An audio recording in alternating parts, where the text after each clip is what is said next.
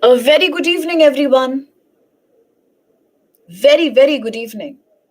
Warm welcome to each one of you. Hearty welcome to all of you in today's lecture, our third and last lecture on CSAT reading comprehension. Sad but true, the third and the last lecture. So, today, what we need is a lot of practice. Practice of what?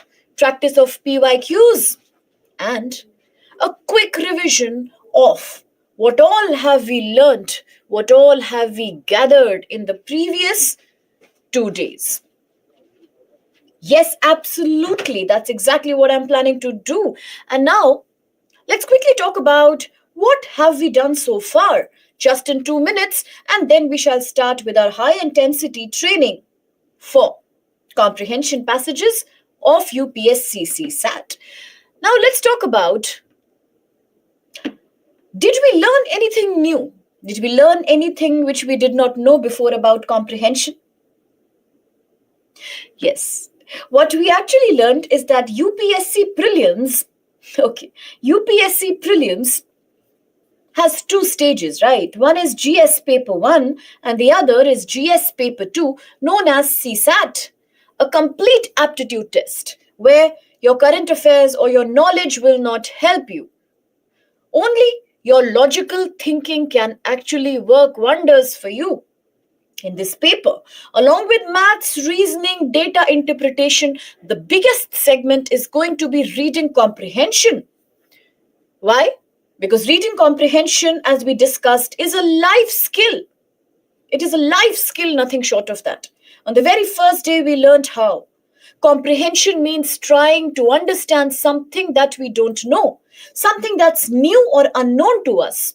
And that's why UPSC gives so much importance to CSAT comprehension, because in this exam you will be given some passages. Now, how many passages?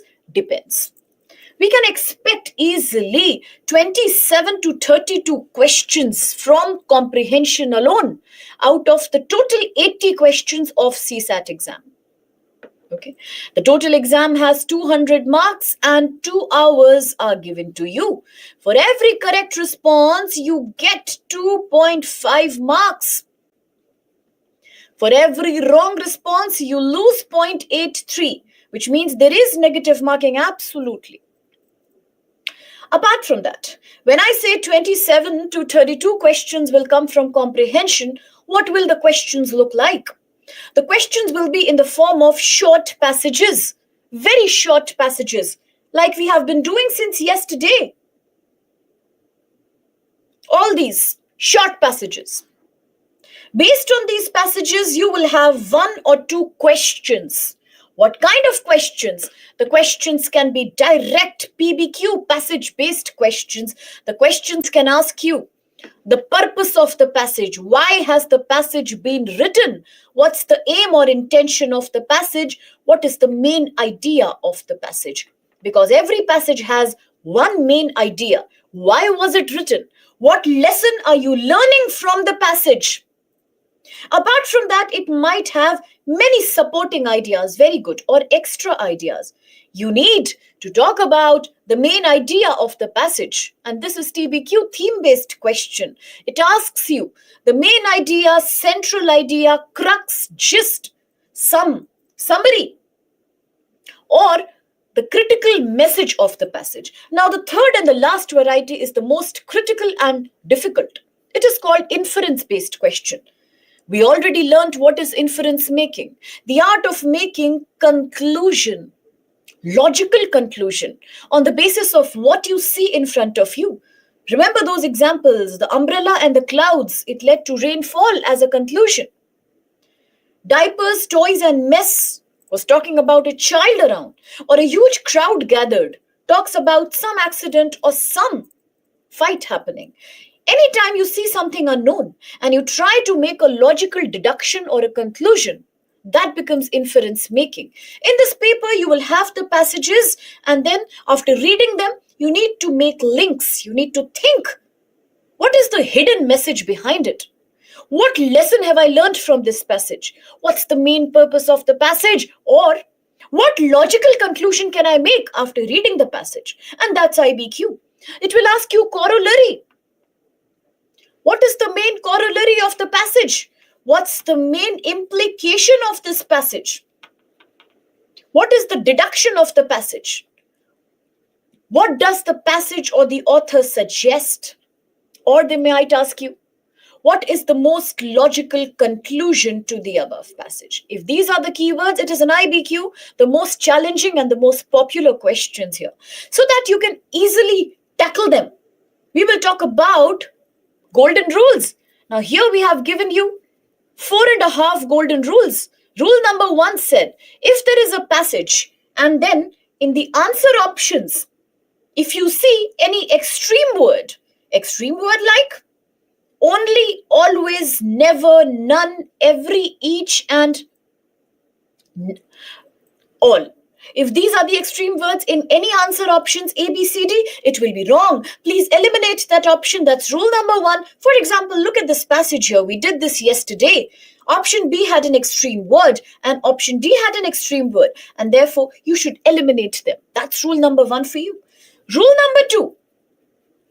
Rule number 2 means if any answer option is talking about something that is outside the scope of the passage, that is outside the reference of the passage, it is something that is not discussed in the passage directly or indirectly, it has to be wrong. A very good example could be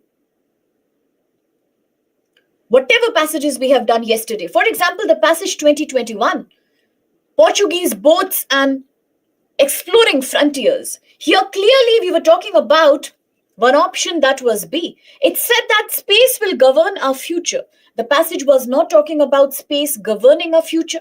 The passage was not talking about what will our future be like. And therefore it was out of scope of the passage. Rule number 2. Or the 2020 passage on wetland, where option number A spoke about Ramsar Convention.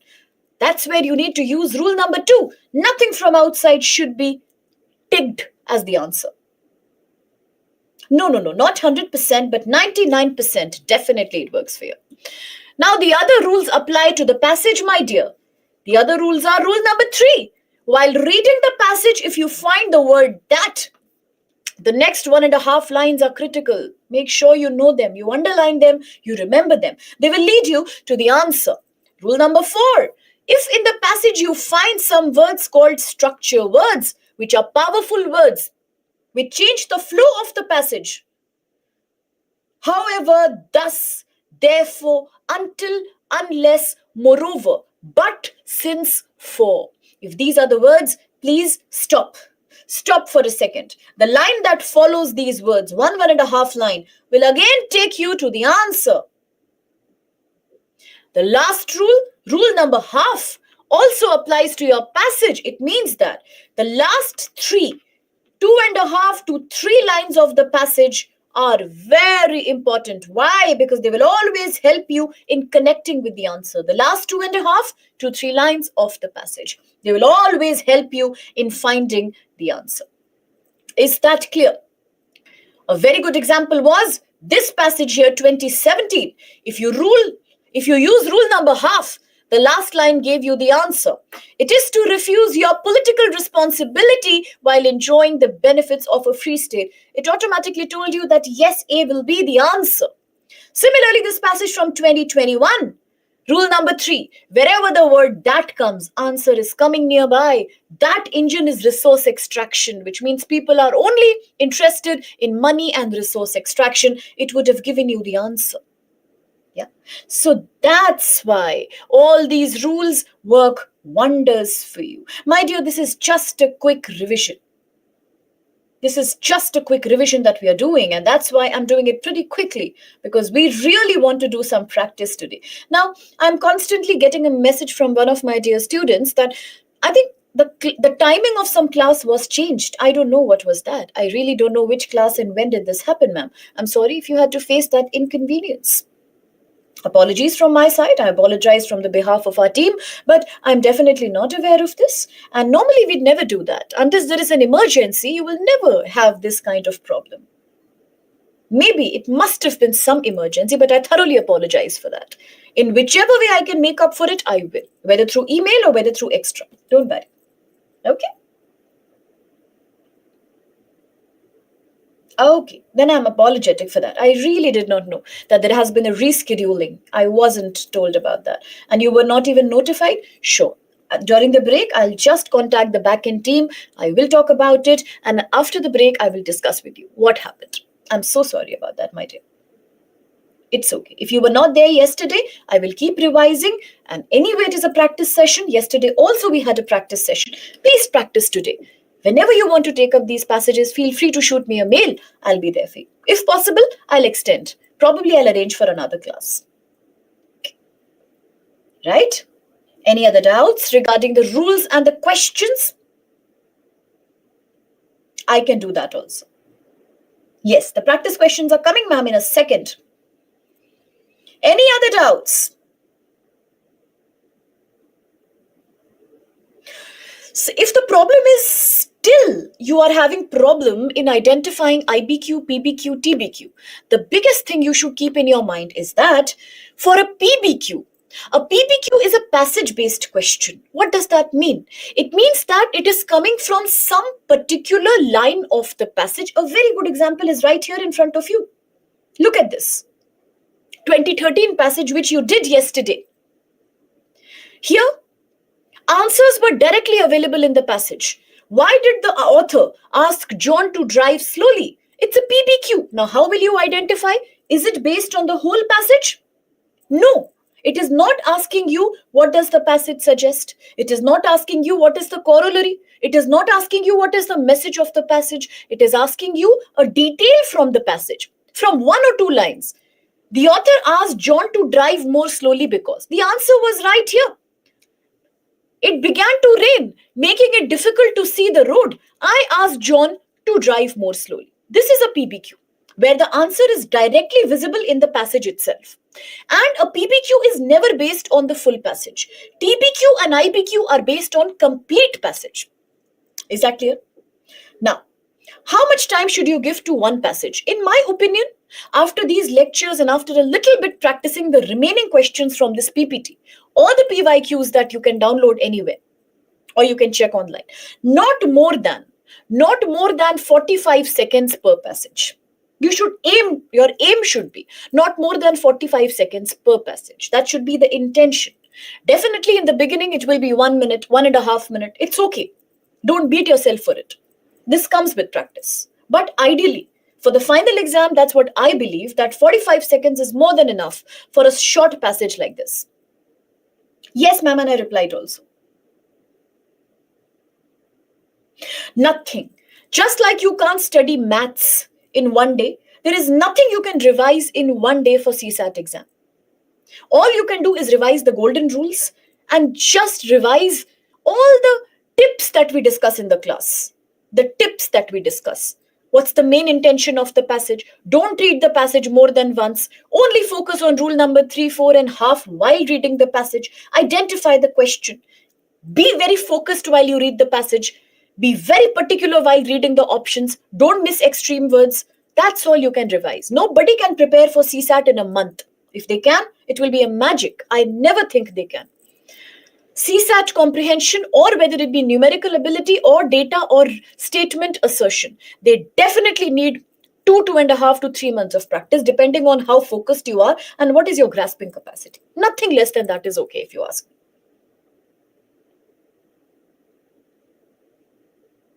No problem. Take 10 minutes. It's the beginning. After 15-20 days also, if you are taking the same time, then it is a problem.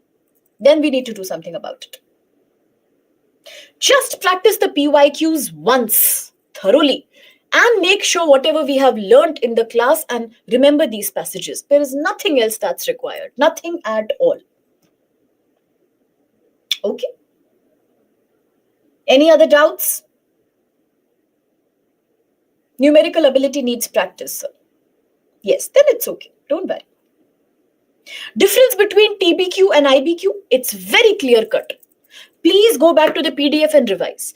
IBQ will always use fixed words. Inference, implication, imply, corollary, Deduction, what does the passage suggest? TBQ, critical message, summary, central message, or central idea, main idea, or the crux or the gist, nothing else. Rule number 4, please. If in the passage you find a structure word,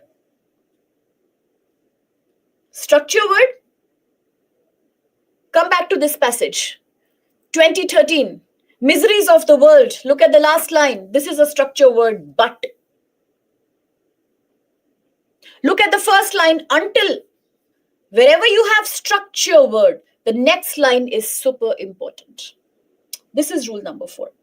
Second rule, that is. For numerical ability, give minimum 3 months. Do the book on R.S. Agarwal. Also, please make sure whichever previous year questions are there, revise them and practice them. The pattern keeps getting repeated, so never miss on that. Only UPSC exam. For CSAT exam, don't waste your time and energy and money in buying books, in downloading material, or in practicing non-CSAT PYQs. Never do that. It's not going to pay you anything. It really doesn't work that way. Okay. Now, enough gyan for the day. Let's quickly start with the practice. If everyone is all prepared, as I said today, I'm not going to give you any much hints. I'm not giving any hints today. It's the last day. Please discover the rules on your own. Maybe in the first passage, I'll give you some hint. Second passage onwards, no hints for you now. Don't worry about the speed. I have written in the PPT, speed here doesn't matter, understanding does. In the first month of your practice, don't be harsh on yourself. Don't worry about the speed, only think of accuracy. After 1 month, if it's not coming, I'll talk to you. What went wrong? Okay. So now all the best. We'll start with practice for today. We'll keep taking doubts after the class in the break. Don't worry if you're ready to stay back, if you're ready. So I'll give you the passage. We will keep the time initially as 1 minute. Then we will keep reducing it after every half hour to see what is your speed. Read the passage thoroughly. Use all the rules. After reading every passage only once, please ask yourself, what have I learned from the passage? Why was the passage written? What it is trying to teach me? Is there any valuable learning that I have got? Any lesson? That's it. So please begin now. Take the polls. Read the questions. CSAT 2020 for you.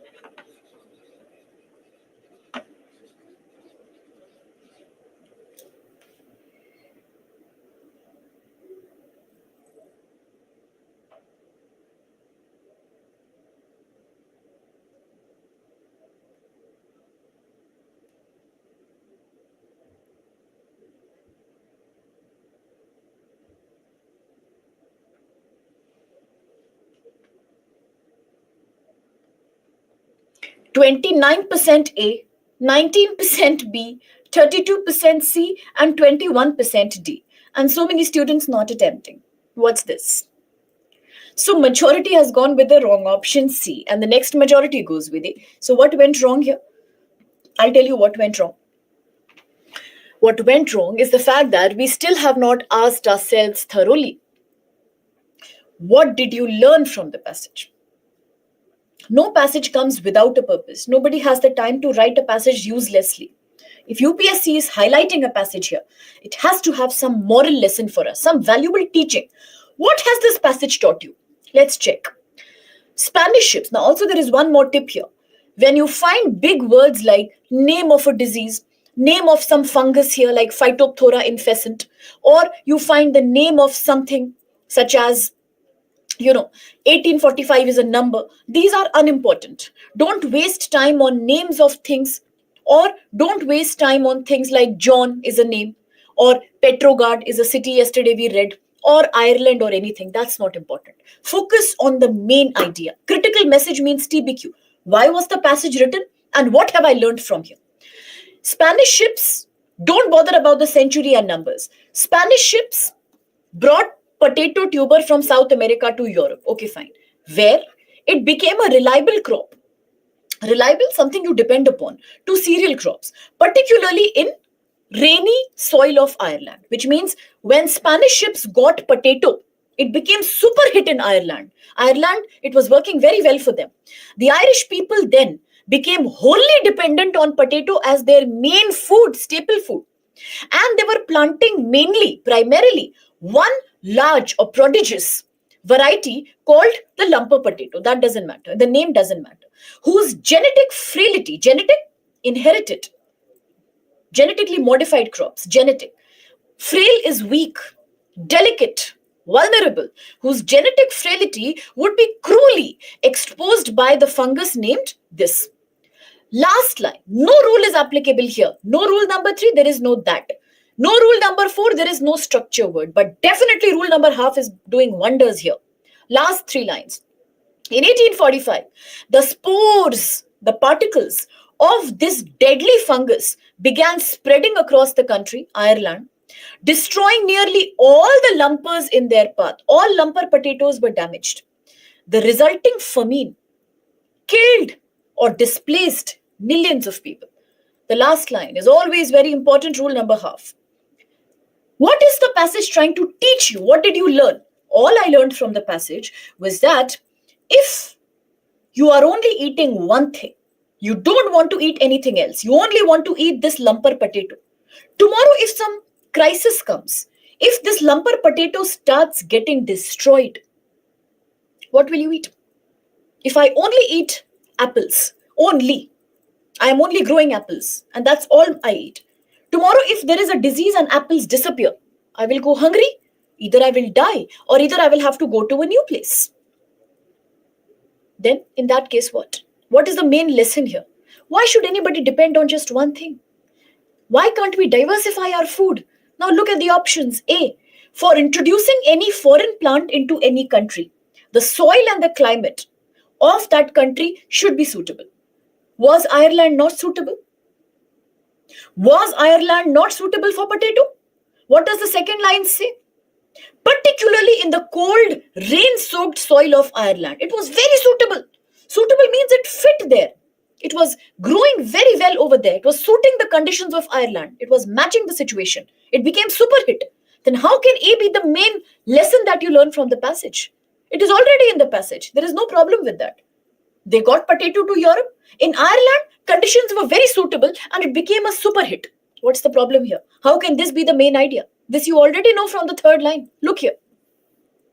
It can't be the main lesson. B, as a staple food of a country, as the main diet of a country, tuber crops like potato cannot replace cereal crops. My question to you is the passage trying to teach you about crops? Is the passage trying to teach us about the fact that potatoes cannot replace cereal crops of a country, any country? Now, yesterday I spoke about 2 articles, my dear. The or the and a. I told you. We use the word a when we are talking about something common. A girl, a man, a country. But when we talk about something particular, That man, we say the. The man in the white shirt is my brother. The lady in the red sari is my teacher. The is about somebody you know, somebody you are referring to. Look at this option. As a staple food of a country. Are we talking about any country? Are we talking about a country, or are we talking about Ireland in the passage? We're talking about Ireland. So basically what you have done is you missed rule number 2. It is not applicable to any country. How do we know? Maybe it is, maybe it's not. We are not scientists. We don't know that. See, some fungal infections of plants cannot be prevented or stopped from spreading across large areas. Now look at this one. Is the passage talking about fungal infections? That there are 1,000 variety of fungal infections. Some can be cured, some cannot be cured. This option is commenting on fungal infection of plants. Some of them cannot be prevented or stopped. Is that the lesson that we learn from the passage? One more question here. Is the passage trying to talk about so many fungal infections? How do you know? This is reminding me exactly of the 2015 passage on flamingos. If you remember that passage, a short passage. We had done it on day 1, last Friday. Flamingos in large flocks, they live together in the wild. They are social and extremely loyal. Remember that passage? 3-line passage.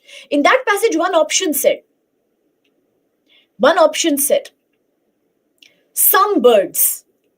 And I told you, you can't say some, because the passage is not talking about pigeon or a hen or any other variety of bird. We are only referring to flamingo. That's the main idea. Similarly here, we only know about one fungus, that is this, Phytophthora, whatever. How can we say some fungus? The passage isn't telling us that. You are using common sense. No, please don't do that. Stick to what the passage said. What did you learn from this passage? D. Relying or depending on a homogeneous food source is not desirable. Yes. Why? Because when you start relying or depending on one kind of food source, homogeneous is the same kind. In Hindi, it's called samangi, something that's just the same. If you depend on something like this, how is it good for you? It's not good for you. Because if you only eat one thing and tomorrow it gets destroyed, you will have the problem which people in the Ireland have. The last line says it all, my dear. The spores of the fungus spread, destroying all potatoes. The resulting famine. Famine is what? When food is not there. When there is no food. Famine killed or displaced. People had to go out of Ireland. Because in Ireland, they were only developing potatoes, ya akal, in Hindi, true. So it killed people, and that's why D is the right answer. So now if I ask you, what did we learn from the passage? Definitely we learned D from the passage, that we should not depend on any similar food source. Now, always remember the options which are trying to give you some solution. Now, this is another observation that I'm not telling you a rule. It is an observation that I have made in CSAT. There are certain options which always try to give you a positive solution. They always try to teach you something, and they are often correct. Many times I have noticed they will be the right ones because they talk about a very logical solution like this one. So please observe that. Just be mindful of that. Isn't it? So there are difficulties in understanding options sometimes. Some people would say that the passage is easy, but the options are very tough. Fine, they are not tough. They are just confusing. Many of them, see, once again, please accept this fact. See, you don't be in denial. Accept the fact, my dear, that in CSAT, many options can be correct. This is UPSC. It is very different, from the previous and the other exams that we take. Any options can be correct here. A is also correct. It's not wrong. The problem is, it is not the main intention of the passage. Option C is saying some fungal infections cannot be controlled. How do we know? Maybe they can be, maybe they can't be. For every passage, come here like as if you are a 2-year-old child. And I mean this, it's not a joke. For every passage, take it as if you are a 2-year-old toddler, a baby. Don't use your biases. Don't use too much common sense. You please stick to what the passage is trying to say. And what have you learned from here? Is that clear? It is evident in front of you. Among these 4 options, there is no other option which is giving you a logical solution. No other option is teaching you something valid as per the passage. Option number D is teaching you a big lesson that you cannot depend on the same kind of food source. If you do, what happens? You have seen in the last line, people died. Sorted? Can we move on to the next passage now, please? and learn from every passage. Now, the biggest thing I can tell you here on this platform is pick up some lesson from every passage, my dear. Don't take it as, okay, it was right, wow, it was wrong, oh, how sad, it was right, yay. That's not important here. It's not important. For every mistake that you're making, please absorb what you missed and what could have been the answer. Now, this is how we practice. Presenting passage 27, very interesting passage, very, very current affairs based passage. It is happening in Delhi right now. It's in front of you today. True. Please read on.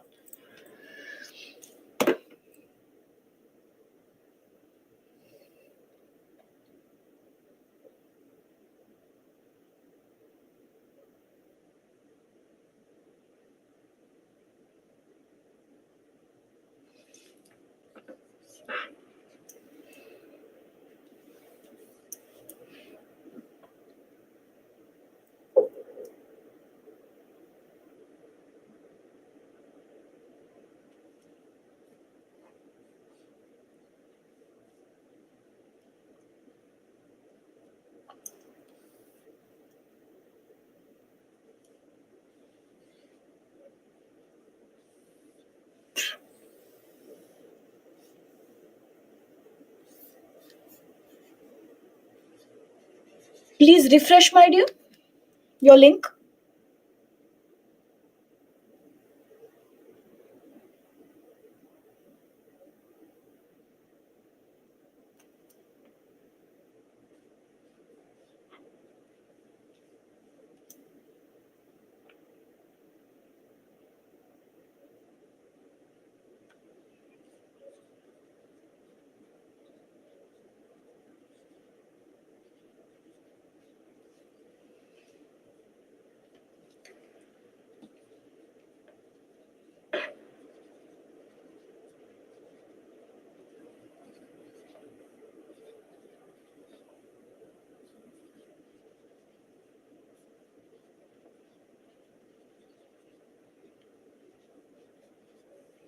Yes, the questions now.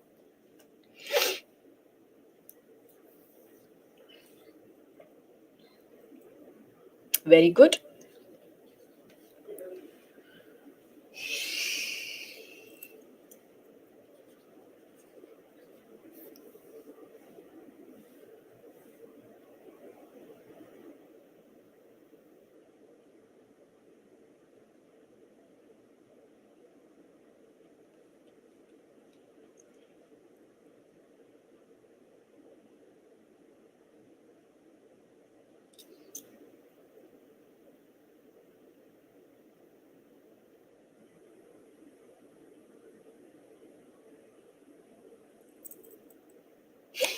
Passage.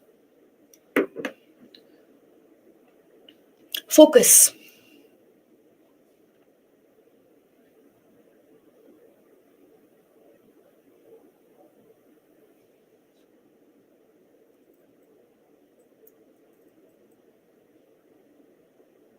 Options.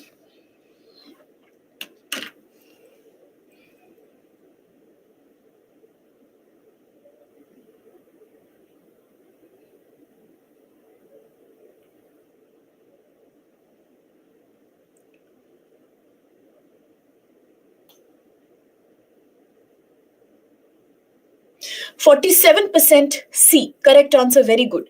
45% D. Now just look at that. 45% D. 3% A.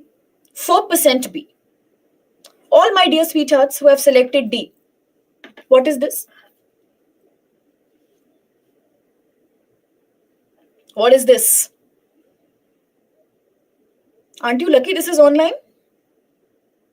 Today nicely otherwise.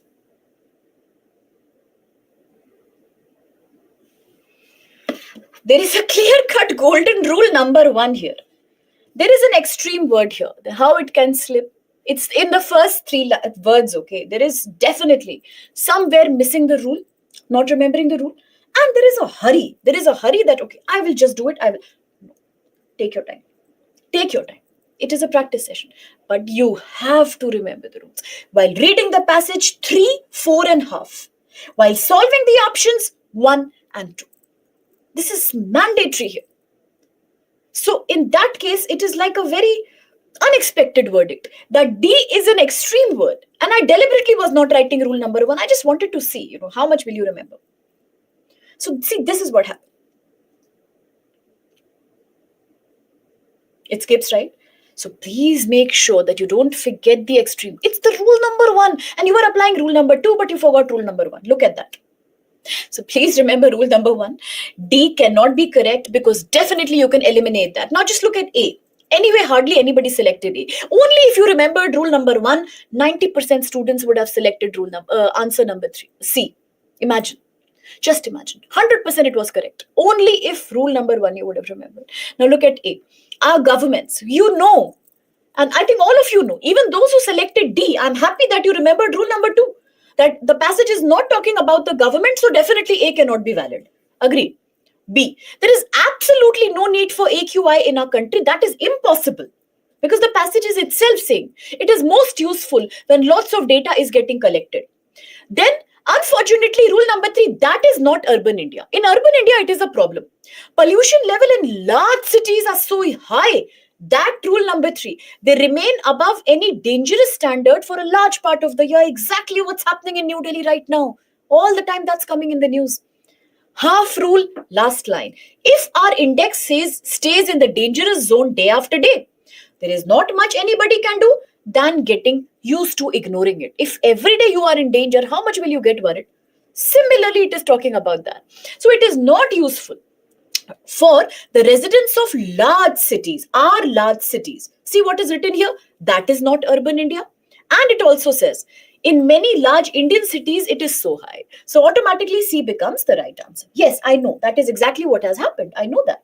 The focus was on rule number half and rule number 2. Result, we forgot rule number 1. So I think a very good thing what we can do here, if this is the problem, while reading the passage, don't think about extreme words. Don't think about the options. Please don't hurry. Please don't get anxious. Control that stress, that anxiety. Take your time. Understand every word. If there is something you are not understanding, skip it. Proceed, but thoroughly, please. And while reading, rule number 3, rule number 4, and rule number half, which means half last lines are very important. You will focus there. If you are getting that, stop for a second. If you are getting structure words which you remember, now also don't get in this tension that I keep forgetting structure words. Forget about it. Some you can remember, stick to the ones you can remember. If you know but, you can highlight but. If you don't remember but, you could have remembered for. If still you can't, okay, let it be. Fine. Stick to what you know. But as soon as you come to the options, then don't think of anything else. Only 1 and 2. 1 is extreme word, please eliminate. And 2, it should not be outside the passage. Right? C is the answer because that's exactly what the passage says. That is not urban India. In urban India are large cities. Look here, match it with the answer. Large Indian cities. It doesn't work. Why? Because every day it is in the dangerous zone. If every day somebody tells you don't go out, how long will you not go? Same thing in Delhi is going on, right? So now, that I accept. That I agree. That because it is a practice session and we cannot bring answers along with the passage in everyone, because passages sometimes they are lengthy. This you will not have in your private practice. That I have told you yesterday. Your focus will be better and this distraction will not be there fluctuating between the slides. That I can understand. Rule number 3, wherever you find the word that in the passage, the next line will be important. Look at the passage here. Here is the word that is not urban India. That they remain above any dangerous mark. Is that clear? Let's proceed with another question. Same passage which you have already read. Please take it up.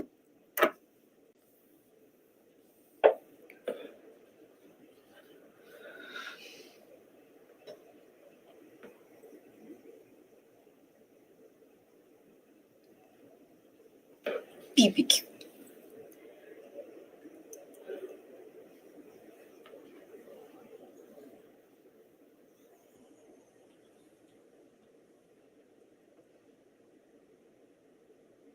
Passage.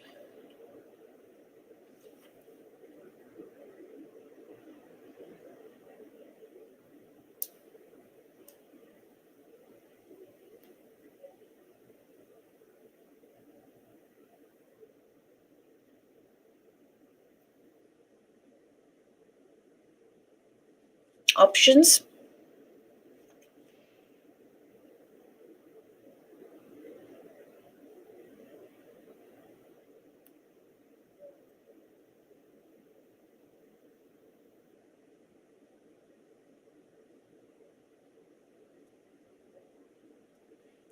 Okay, 1 second passage.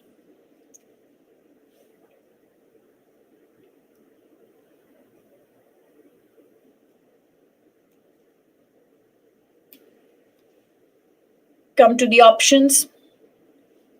No problem. You can answer here.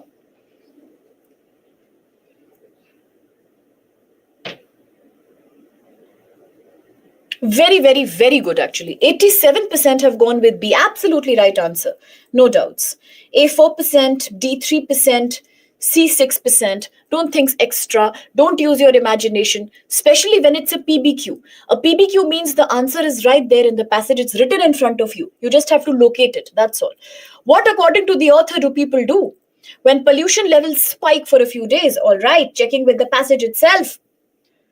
If pollution levels spike for a few days, public can quickly take preventive action, like staying indoors. Preventive action in response to an air quality warning.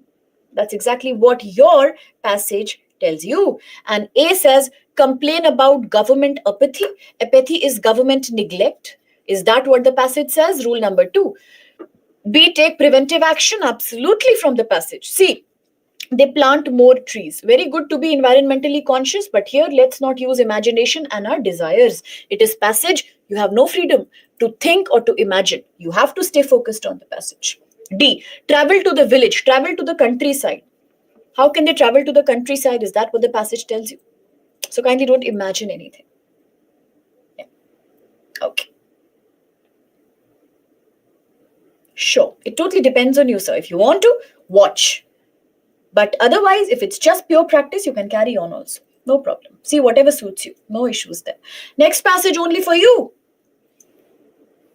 Now, this will be an acid test. 2020 passage. All the best.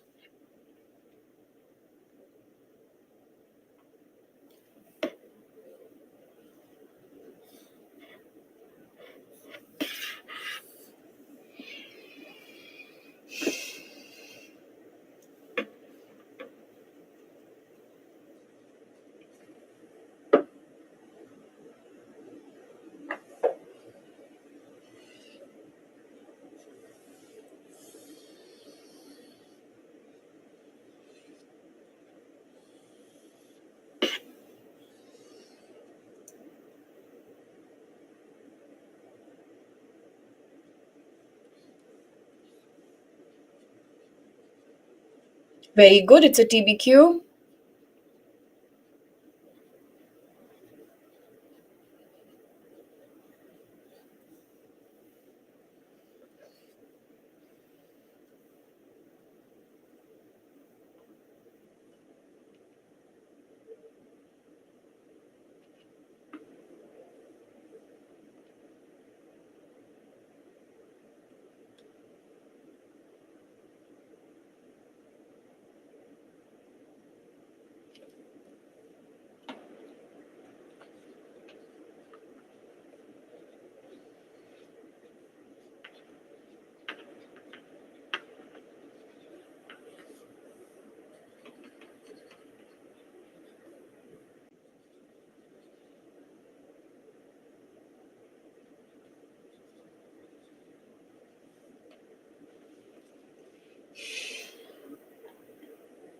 It's a game of words.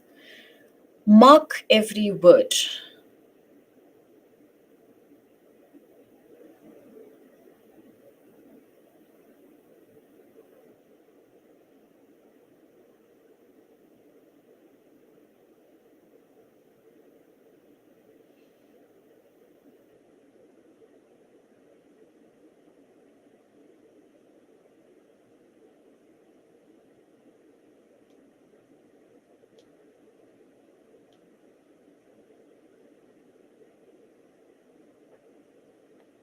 Okay.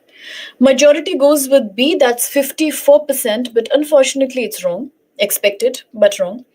21% A, that's very good, correct. C, 16%. 9% only D, which is good because D is totally illogical.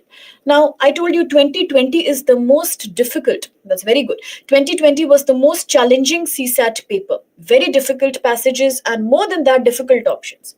Previously, we did the Ramsar Convention, wetlands. That was also 2020. This is also 2020. This is a very popular passage, actually. It was like everybody was talking about it at least for 2 years. What went wrong? What is the most logical and crucial message conveyed by the passage? But the words logical and crucial. Normally they talk about IBQ. But here they are saying critical or crucial message, which means it becomes a TBQ. Message means a TBQ. When it is a TBQ, what do we need to know? Main idea, or why was the passage written, or what lesson have I learned from this passage? What did you learn from the passage? Let's look at D first. In view of the water crisis in our cities, there is an urgent need to limit the population of the city.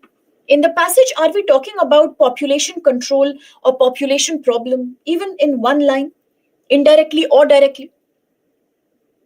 Not at all. So D is totally ruled out. Let's come to C now. Water shortage in our cities is a perennial problem. Perennial means something that happens around the year, 12 months in a year, all the time. And it cannot be solved. Agreed, it is difficult to be solved, but does the passage say it is a perennial problem that can never be solved? It cannot be solved. Does the passage tell you that?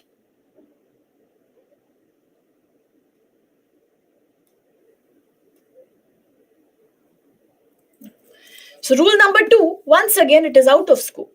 Now, I agree. B would have confused you. It confused everybody, not a problem. Now, let's see what confused you. B says, urban local bodies are not efficient enough. All right, please come to the passage with me for a second. Read the first line and there is a structure word which is talking volumes. Our urban local bodies cannot. No guarantee, but possibly. There is a chance. They cannot possibly ensure, which means guarantee. A sustainable, what do you mean by sustainable? Sustainable is something that stays for a long time, long term. Sustainable delivery of water in our cities.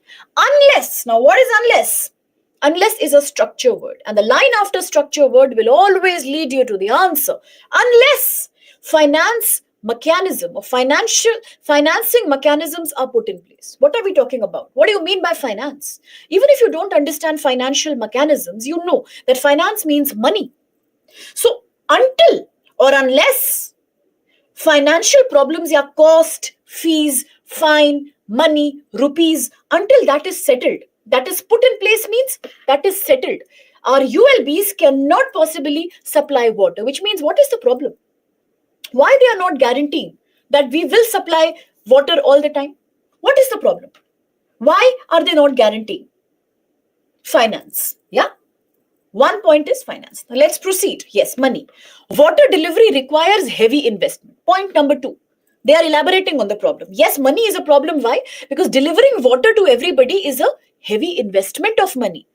It is a long process. You collect it from some river or wetland. You then take it to treat it, to make it drinkable, usable. And then you lay a big pipe so that every house can get water. Then it also mark this word, distribution network of pipes for delivery to the users. Who is the intention? Who is the target recipient of water? The users. It is because of the users to provide water to the users. We are doing this much heavy investment. Public, very good. People. Citizens. It also requires investment. One more time, investment. In sewage infrastructure, treatment plant. Rule number 3, so that the sewers or the dirty water should not carry the wastewater back into the plant. Got it. Rule number half, the last line, the most important part of the passage. If our cities were rich, enough to meet the entire cost, water would be delivered for free. We are not saying they are inefficient. We are not saying that urban local bodies have a poor staff, they have less staff, they have no knowledge, they are lazy, they are corrupt. Nothing of that sort. No complaint has been made against ULB's capacity or their efficiency. Absolutely. They are poor. That's the only problem. Now, being poor and being useless are two different things, isn't it? You can't equate them. If our cities were rich, water would have been supplied for free, which means they have efficiency. Last line, half rule plus the third rule. That they are not. Look at the last line. That they are not. What they are not? Rich. If they were rich, what would they have done? No problems. They would have given you money for free. So the main problem is not their efficiency. The problem is money. So when I say that you have to identify what did you learn from the passage, nowhere are we learning that they are lacking efficiency. Yes, they are not efficient, but did you try to understand the reason behind their inefficiency? They are not efficient to meet the water requirement. Correct point. I am not saying B is wrong. B is 100% correct. But is B the most critical message supplied by the passage? Is B the lesson that you are learning from the passage? Is B the lesson or the main idea because of which the passage was written? No. We know that B is correct. The first line says they cannot give you water. They cannot guarantee, which means they are inefficient. But what is the main purpose of the passage? That their inefficiency is because of poverty. If they were rich, they could have done it. The last line denies option number B. If they were rich, they would do it. But if they are not, then what problem? How will they manage? They are not rich. And that's why they can't do that for you, making A the valid answer. Got the point? No. See, you have misunderstood slightly the last line. The last line is not saying that they should give it for free or they should deliver for free. No. If they were rich, see, it is a dream. It is not a guarantee. It is a dream. If they were rich, if I was rich, I would have gone to moon already. If I was rich, I would have done space travel. If I was rich, I will do world tour tomorrow. I am not. Like Elon Musk or Ambani. Let's accept it. Similarly, if they were rich, they would have supplied water for free. But look at the last line. They are not. It is a dream. If they were, they would, but they are not. So now what should they do? The only solution is that so much investment that is being done from pipe to infrastructure to distribution is for user. So what option do they have to recover the cost through the user? Another thing, which other option is talking about money apart from option number A? You tell me that. You are not leaving the whole passage, sir. You are not leaving the whole passage here. You are taking care of the whole passage. I am not saying the last line is the only clue. Look at the first line. ULBs cannot possibly give you sustainable delivery of water unless financing mechanisms are put in place. The very first line talks about money. Second, it requires heavy investment. Second line talks about money. Fourth line talks about money. It also requires investment so that delivery to the users. Second last line talks about money. If our cities were rich enough, they would do it for free. Last line also talks about money. They are not. Apart from option number A, there is no other option which talks about money. And the passage is all about monetary problem. Poverty of urban local bodies. That's why A is the right answer. No, that we cannot say. That negative statements will always be incorrect, but definitely you can say whichever option is trying to give you a solution to a problem that is not mentioned in the passage will be wrong. For example, option number D is giving you a solution. If you want to control water problem, reduce the population. But population is not there in the passage at all. That has to be wrong. Similarly, if there is an option which tells you about future, that guarantee is there that in future this is going to happen, that will also not be correct, because no passage is giving you a guarantee of anything. That will become too extreme, right? Similarly, if you are saying negative, no, that is not the issue. But if they are trying to, you can say that if they are trying to completely invalidate something, for example, C, water shortage cannot be solved. Once again, it is an extreme thing to say. The passage is not telling about future. In future, this will not be done. In future, 100% it will be done. We are not talking about it. No, it is not. It is not. True. Similarly, even option number A is not only talking about money, not only talking about solution, but it is also showing you a balanced solution. You see, if you connect the dots through the passage, you can just get the answer from the words itself. Which word? Structure word. Unless finance can be in place. That they are not. If they were rich. Users, delivery to the users, right? So, all in all, if you connect all the dots, A will be the logical answer. So, this is exactly what UPSC 2020 had done.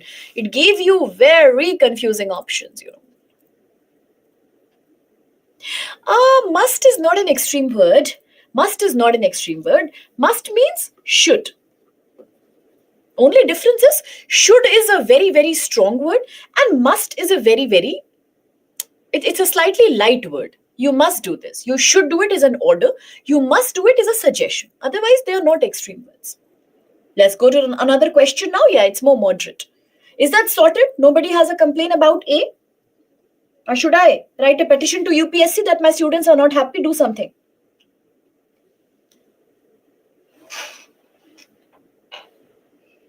Okay. All right, let's proceed with next. It's okay. Take it positively. Take it as a learning. Don't take it as a defeat. Okay.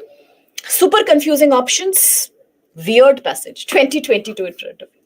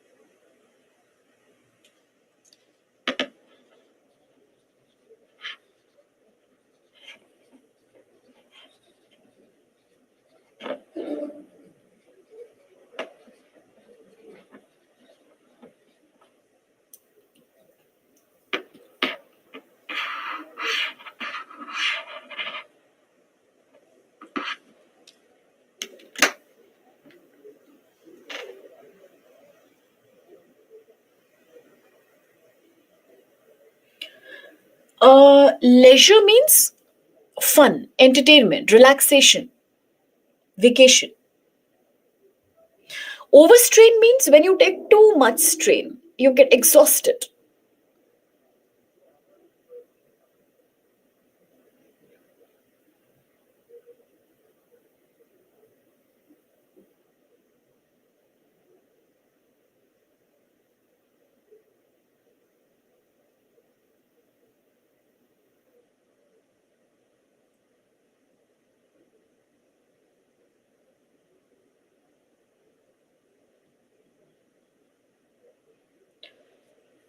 Thrive means grow.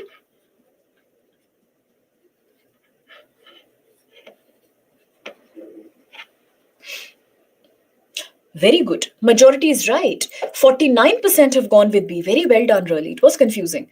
D is 41%. And 9C% and A merely 2%. So it makes a lot of sense. The passage is based on the idea. Idea means main idea, central idea. What did you learn from the passage? Let's see, what did we learn? A, man should not work hard. No, that's not something that we have learned from the passage. That is not the lesson. D, first think of C. Man cannot think well. No, that is not the main intention of the passage, that humans cannot think well. That is also not important. Now, D, man cannot care for his spiritual welfare.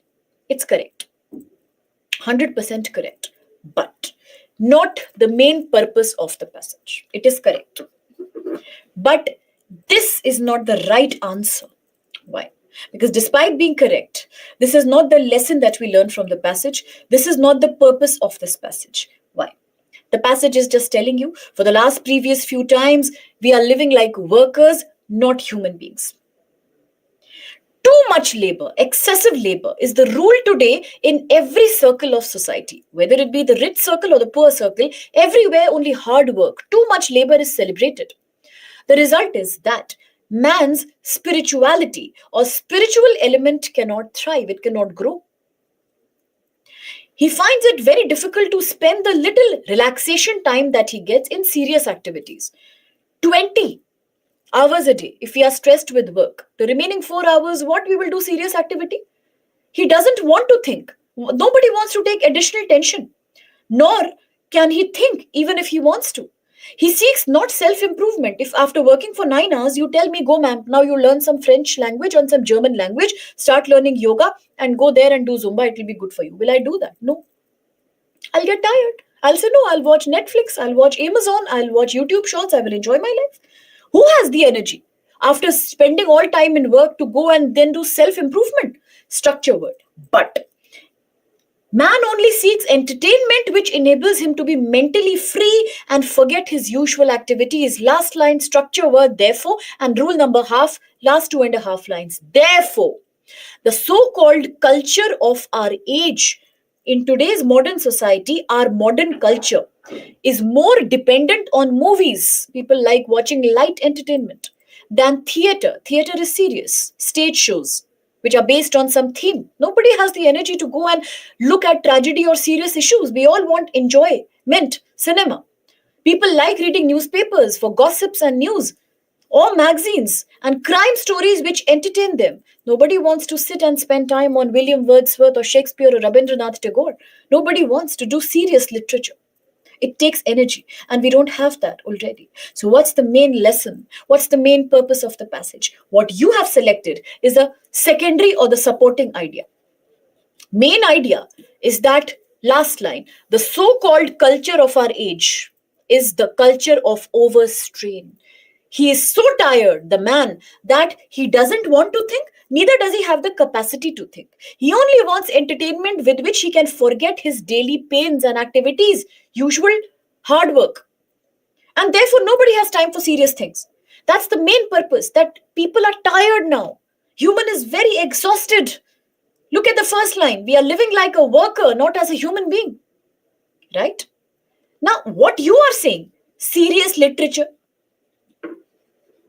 or spirituality, spiritual element, all these are secondary supporting ideas. Yes, they are important, they are correct, but they are supporting ideas. The main purpose and the main lesson why this passage was written is that the great evil of our age, the biggest problem of our age, look at the half line.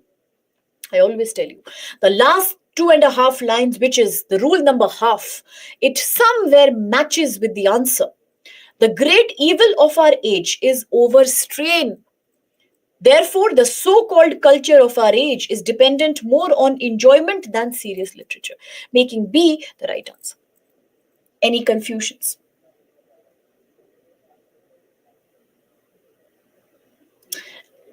Agreed. Agreed. Option number D is resonating with the passage. Definitely. And I said it is correct. I never said it's wrong. It's correct. But it's not the main purpose why the passage was created. It's not the main idea. Okay. Yeah, if B is not there, then you could have said D. Agreed. With this quickly, let's move on.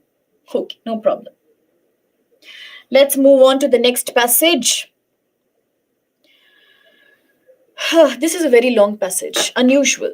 After 2015, such long passages are not coming. This is unique, but easy. Try.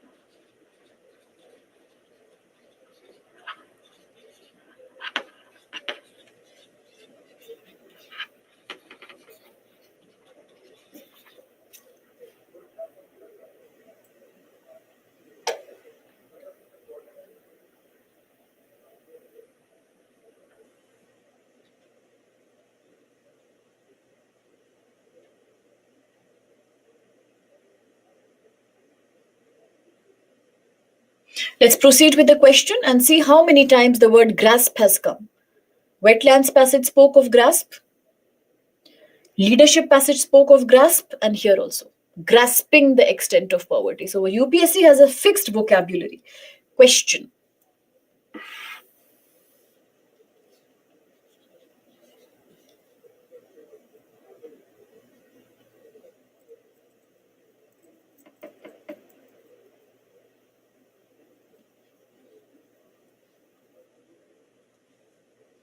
Very good. PBQ. It's not based on the full passage.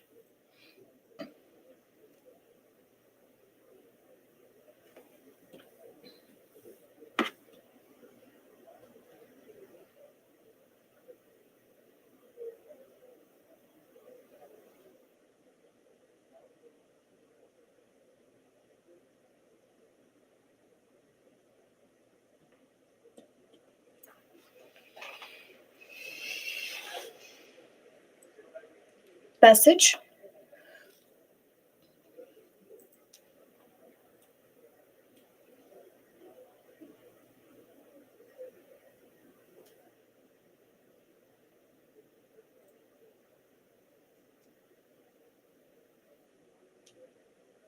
A PBQ means passage based question.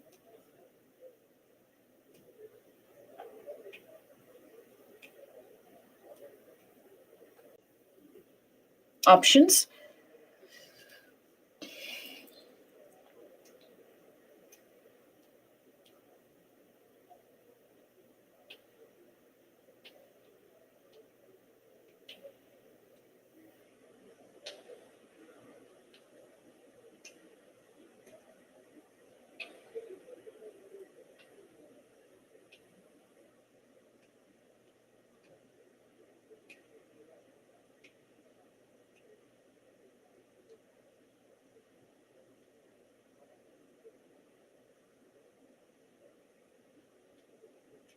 %57 D, correct answer.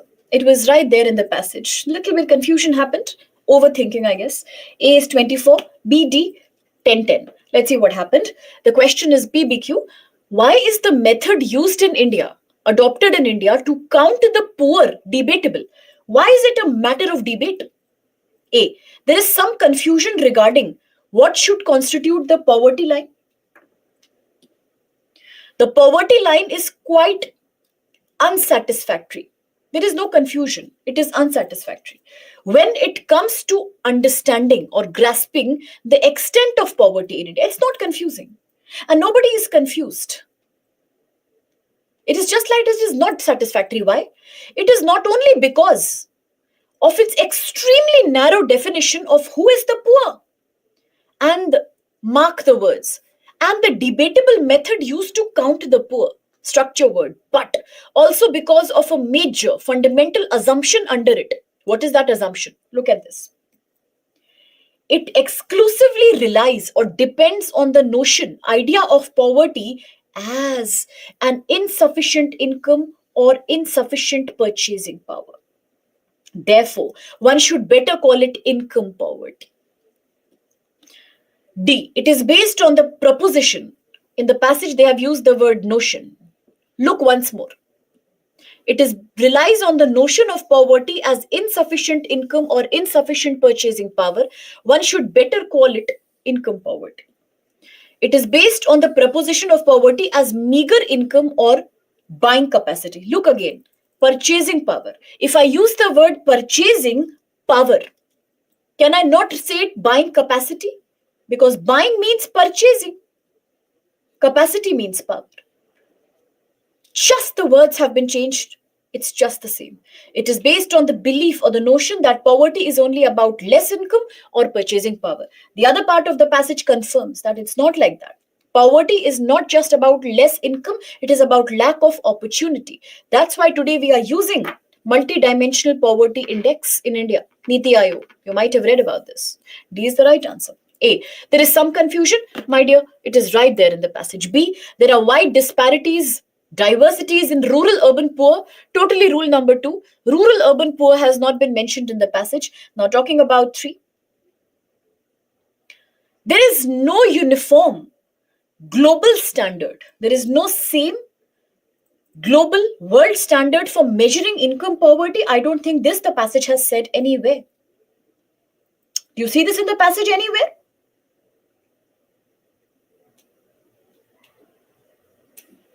Do you see this in the passage anywhere? There is no global standard for measuring income poverty. Not really. Again, rule number 2, out of scope of the passage. The subparts are very easy. You can manage on your own. Let's quickly proceed with one more question in that regard.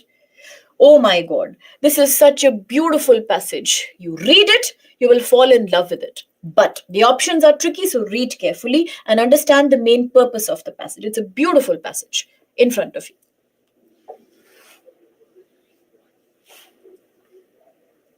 No, positive.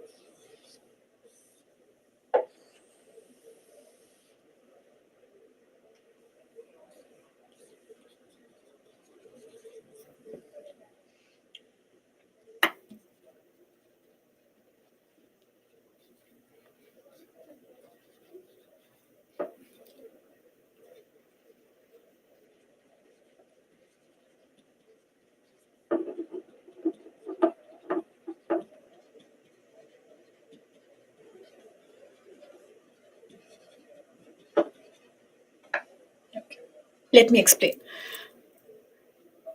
Option number A says male chauvinism and infidelity. When you say male, it's men. Chauvinism. Now, there is a huge difference between chauvinism and patriarchy. Patriarchy is a very common word you might have heard. Patriarchy means a society in which men will always be more powerful. They will take all important positions. Chauvinism is a bias, which means that same job, men will do better than women. For example, you might have heard they say that women are not good in mathematics as compared to boys, girls are not good. Or girls are not as good as driving cars. They're not very good at managing driving as compared to boys. It's a very common belief in society. So that is a chauvinistic belief where you believe that stereotype, where a boy will do something better. Infidelity means cheating, when you betray your lover, not anybody. Not like if I betray my brother, I'll become infidelity. If you betray your lover, it's infidelity. Okay, now proceed.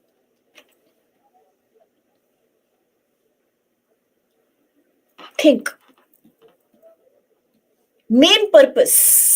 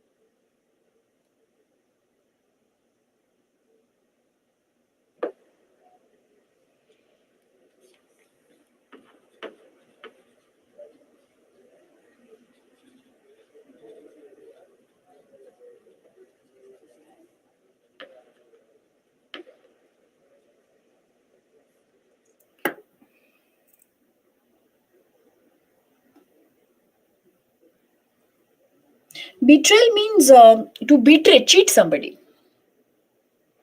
Very good. 51% C. Right answer. Well done. Some are confused with A, B, and D. 19, 15, and 15%. Why?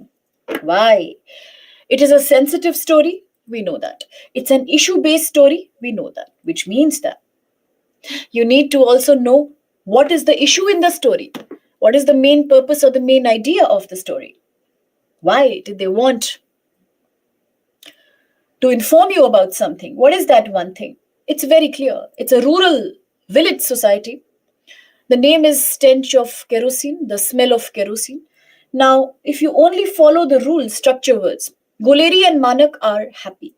But there is a problem. They don't have a child. Not having a child is a problem. Manak's mother wants a child for what? To carry on the family's name. Okay. In whose name does the family go on in India? In rural India? Men or women? Men. Right? Patriarchy, patrilineae. So the name of the father goes on. Next. Hence, structure word, she gets Manak remarried. In Guleri's absence, Manak, who acts like a reluctant, he is not happy, but structure word, argument changes, passive spectator. He didn't do anything. He's not happy and he's a man, but still he's not doing anything. He's just watching.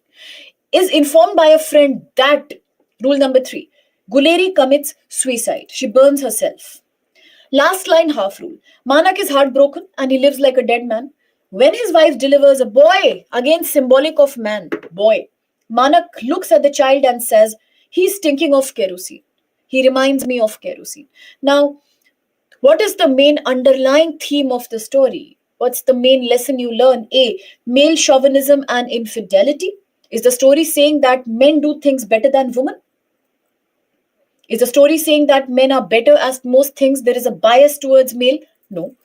Infidelity is when you ditch or you cheat your lover. Indirectly, he has cheated. Directly, he has not cheated. A cannot be the main message of the story. B, love and betrayal. There is no clear-cut love in the story. There is no love. There is no theme of love coming out. They were married happily. But if he loved her, he would not have done what he did, clearly. He's a passive spectator. Not only did he marry another woman, he had a child with her also.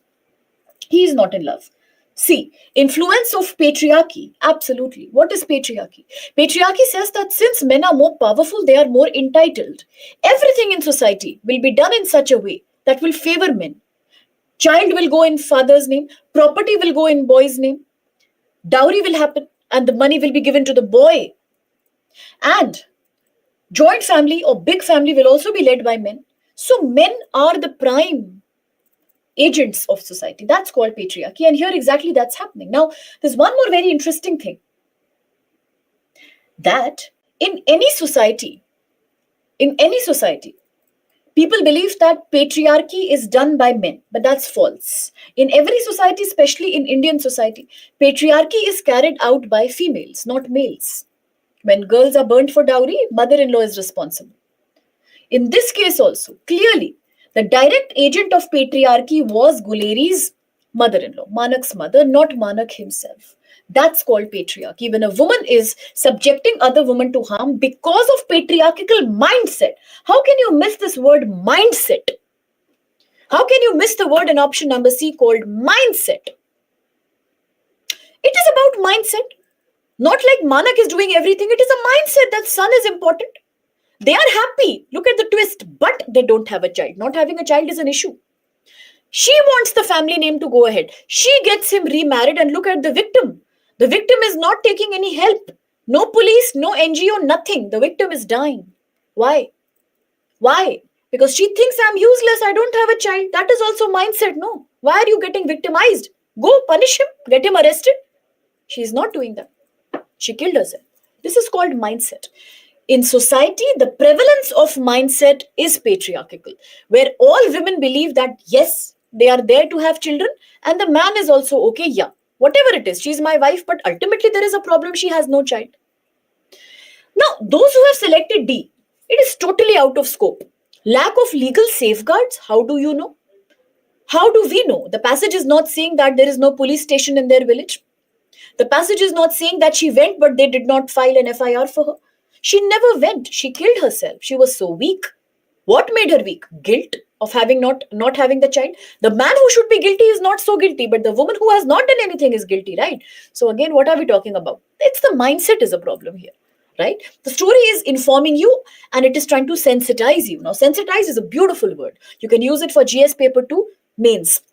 Social justice. Sensitize means make somebody aware. The story is trying to make you aware about how in society, in India, even today, patriarchal mindset exists. And that's why C is the right answer. Is that clear? Not everything has changed, sir. Not really. Things are changing, but very partially. Majority of society is still very patriarchal. If it was not, then Uniform Civil Code would have passed by now. No, no, that's an expression of guilt. He is not ignoring his child. If he had so much problem, he would never have had the child. He's just guilty that, see, because of this child, she got killed. He smells of kerosene. Stink means smells. The story is just a critical comment. It's just a satire. It's a sarcasm on how in India patriarchy still exists. Woman is woman's enemy in the name of patriarchy. How weak women become in the name of patriarchy. That's all. Okay. Should we proceed now? Everyone's clear with the question. So many students end up with the question in which they say, yeah, we are not so convinced even now. What to do?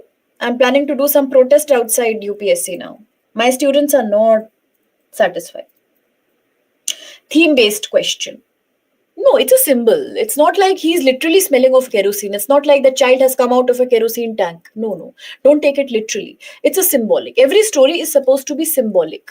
It has a symbolic value. That he reminds him of the guilt of the crime that was committed. She poured kerosene and she burnt. No. So that is what it is reminds. It's like an inner guilt, you know. Sorted? Shall we move? What happened? Everybody got very thoughtful, very emotional. Suddenly, everyone is so quiet. No, he doesn't love her. This is called pseudo love, love of convenience. I don't support Manak on that. I am a feminist. Okay, let's proceed now. This is a 2021 question. It's a very philosophical question. Please read on.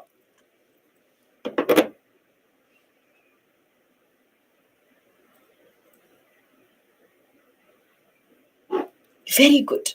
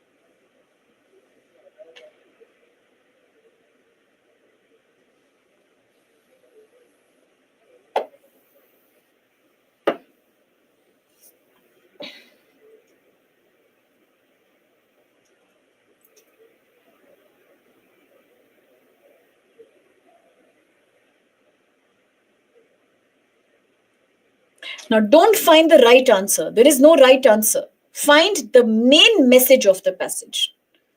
What is it trying to talk about? What purpose? Why was it written? Basic idea. No right, wrong.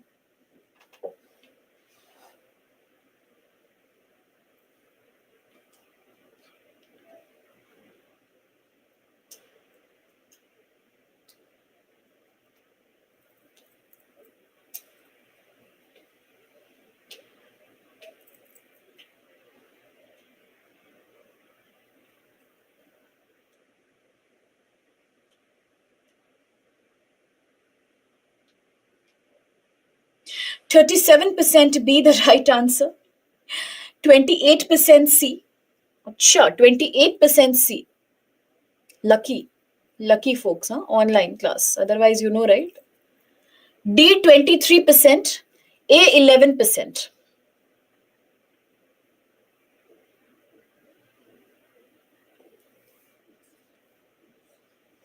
What is this? What is this? Taking advantage of my position, huh? What can she do? It's a camera. Look, how smart. C cannot be right. Education of all citizens. Now, this is an extreme word. Let's not waste time on extreme word. Please remember the rule, my dear. Out. C is wrong.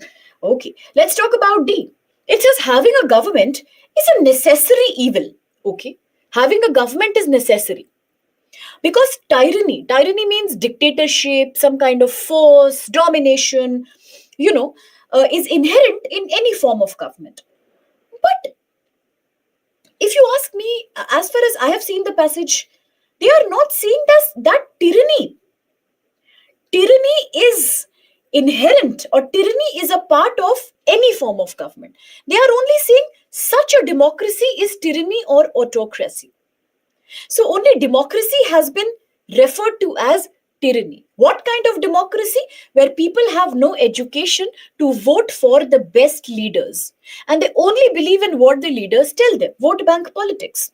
If my leader comes and tells me every year, I will do good for you, but he's not doing anything for me, and still I'm blindly believing that man, what kind of democracy is that? I still vote for them and I'm not happy later on. This is not a democracy, right? It is like autocracy only, dictatorship only. What they say, you believe.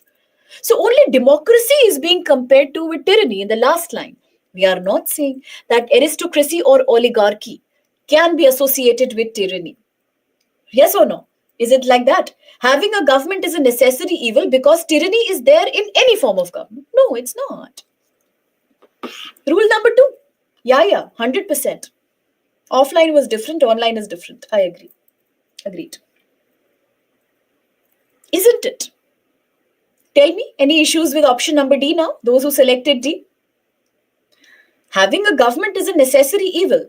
I don't think the passage is saying that you should have a government and every country should have a government. No, they're just trying to tell something about 3 kinds of government. Aristocracy. Aristocracy is when only one family, king, queen, they rule the country and it is inherited. Your children will rule, your grandchildren will rule, but only few families. Oligarchy is also quite similar, in which very few people are the elite, but not on the basis of family or inheritance, by talent. Very few people will rule, but they will reach the position of power by some skill or some merit, but very few people. Rest will be deprived, poor. Aristocracy, very good, like monarchy, king and queen, where you are getting it from your parents, but only your family is ruling. They are talking about that. Then they are saying another is, of course, democracy. They are just talking about that. I don't think in the passage they are saying that having a government is a necessary evil. Both way it is wrong. Let's talk about A. Human societies experiment with different forms of government. It is correct. Correct. 100% correct. I have no issues with this option, but it is not the crux of the passage. It is one of the supporting ideas. Yes, you are right.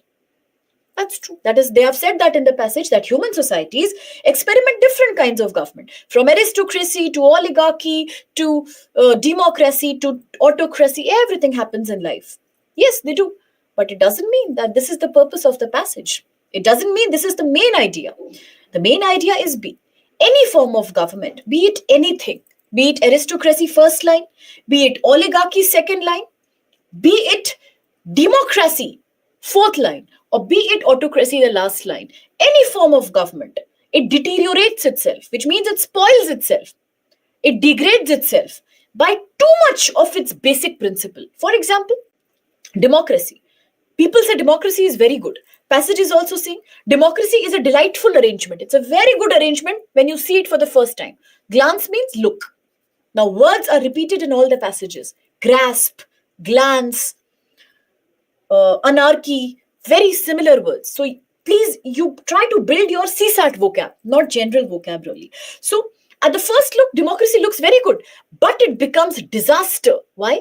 Because people are not trained by education to select the best and the most wise people. Then, if people have no understanding of logic or democracy and they go on repeating what the leaders force them to believe, what a democracy is that? It is like autocracy only, dictatorship only. No? So that's what it is saying. Even democracy spoils itself by too much democracy. What is too much democracy? Where people have every right to select whom should rule them. If I have all the right to vote for my leader, it is very good. But what is the use if I don't know how to select the right leader? So therefore, too much freedom is also not good unless people are worth it. If the country and citizens are uneducated, there is no use of democracy. So therefore, be it anything, aristocracy, oligarchy, or democracy, where it is too much, it's basic thing, it goes off. Look at the first line. Aristocratic government ruins itself by limiting too narrow the circle of power. Oligarchy also ruins itself, but even democracy ruins itself. Please look at the structure word, my dear. Structure word gives you the answer. Second line, but even democracy ruins itself by excess of democracy. Now, please match this with option number 2. And then you are saying it is not matching. And what is this? Excess of democracy. Any form of government tends to spoil. Instead of ruin, they have used the word deteriorate. Ruin itself by excess of its basic principle. True, but that doesn't happen. No? Vague. Probably you found the word vague. Excess maybe. But then that's exactly what the passage is saying. If you become too much of something, you get ruined. They do that. Definitely they do that. In many passages you will see, that's a very good observation by the way from you, that maybe only one option is the main idea and all three are supporting ideas. Then what to do? So this is what we have to learn. How to understand the pulse of the passage. No doctor comes, instead of here, they don't check your pulse over here or over here or over here. They know that you can gauge the heartbeat from here. Similarly, you need to also know what is the main purpose of the passage. If you start getting stuck in supporting ideas, then you will say that I did the right answer. But UPSC will say minus 0.83. Because beta, you think you are right, but it is not about right and wrong. It is about what is appropriate with the passage. What have you learned from the passage? Should we move on with another passage? Is everybody fine?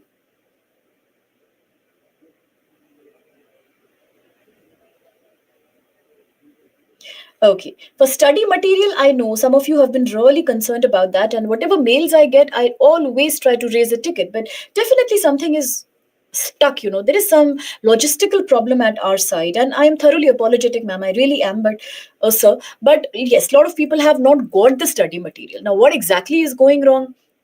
I'm yet to know. As I said after the break, not only will I clarify about why was yesterday class rescheduled, I'll also clarify about this and get back to you. I will give. Okay, I'll have a look. Yeah, I know. I absolutely value your concern so much. Not only you, I think a lot of students are having this issue. And I have been getting repeated emails, repeatedly. And I have been raising a ticket, but definitely most of them are not sorted yet. Don't know what happened, but let me check once more. Now I'll talk. Okay, so let's quickly move to the next passage. What is the pulse of the class? You people are okay now? Too much high intensity training. What happened? Not feeling energetic, huh? Okay. All right. Thanks for that. Let's quickly proceed with the upcoming passage. Long but easy. Very interesting. But carefully you have to answer with full focus. 2030.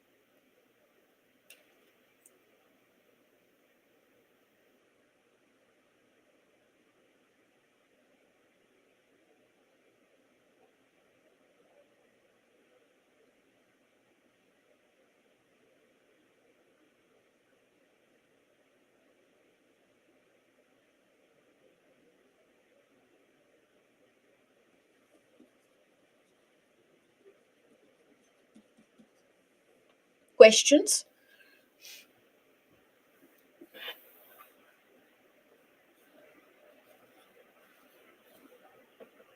Very good.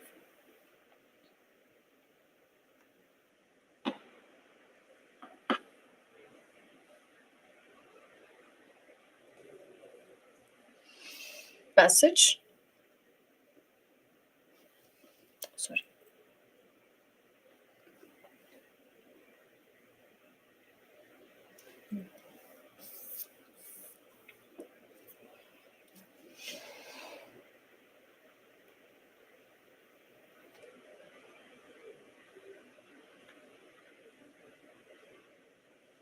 Questions.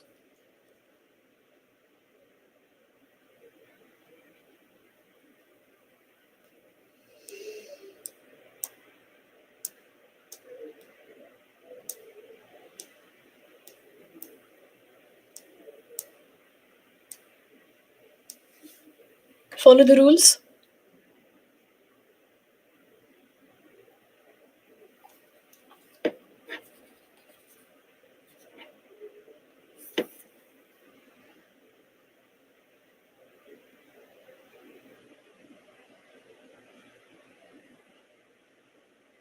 %45% C, brilliant. D, 29%, some confusion. 18% A, 8% B. B is the most illogical, if you ask me, because rule number 2, if we apply after they cross the age of 5, now that cannot happen automatically. It won't be like a magic. It can't happen. A. Now let's see, why is A and D wrong? According to the passage, malnourishment in children can be reduced how?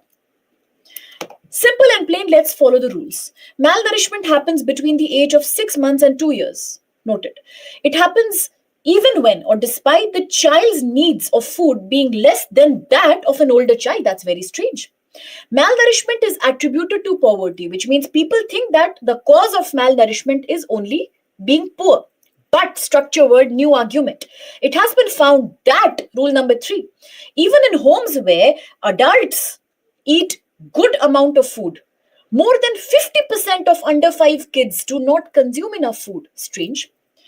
The child's dependence on somebody else to feed him or her is primarily responsible for malnourishment. Okay, that's the cause of malnourishment. But the question is not saying what is the cause of malnourishment. The question is saying how can malnourishment in children be reduced? Okay, it's a PBQ, answer should be direct.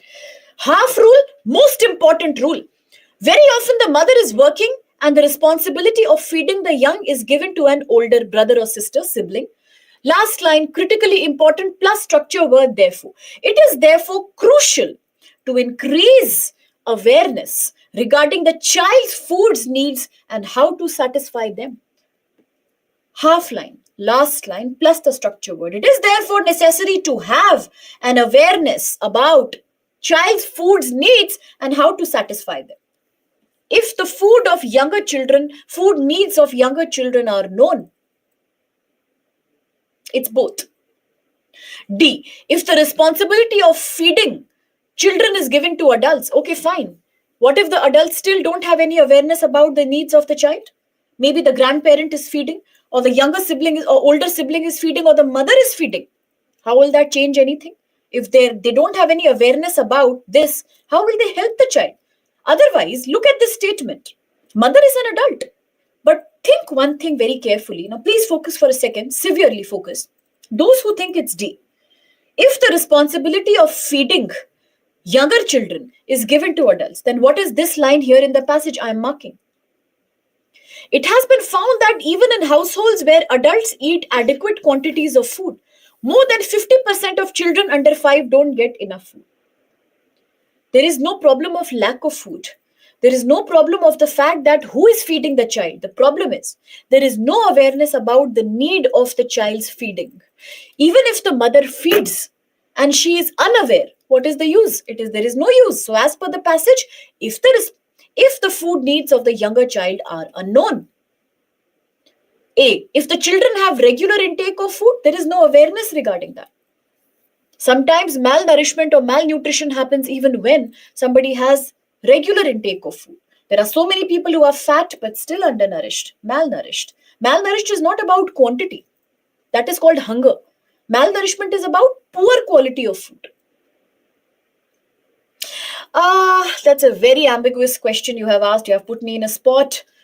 Although I say that GK and current affairs will not help you in understanding and answering the question, but definitely, if I can't deny that also, that if you in general are a very well read person, say for example, if you have a good understanding of things like malnourishment or climate crisis, you may be able to appreciate the passage a little better. That happens. That I would say that knowledge never goes completely wasted. It will not help you in finding the answer, but definitely it helps you in understanding and grasping so many things in the passage bit. That I won't deny. Okay, is that fine? Why is C the right answer? Sure. If time permits, we will. Is C the right answer? Is everyone convinced? So, therefore, can you take up another question on the same passage, please? Now, this is a very confusing question. It's a game of words. Please thoroughly focus before you answer.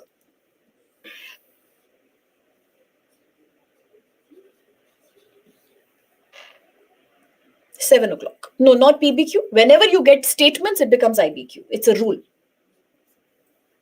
It's a rule.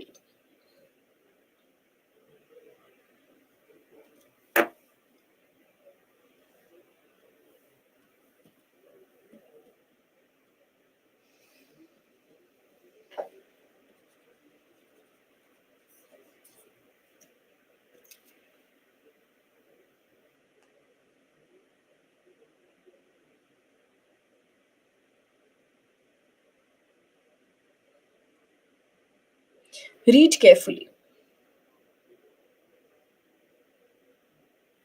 Passage.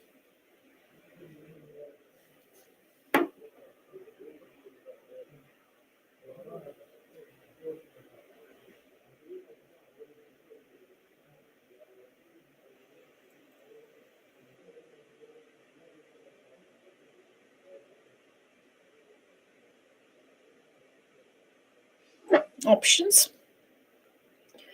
Don't assume anything on your own. Don't think extra. Only passage.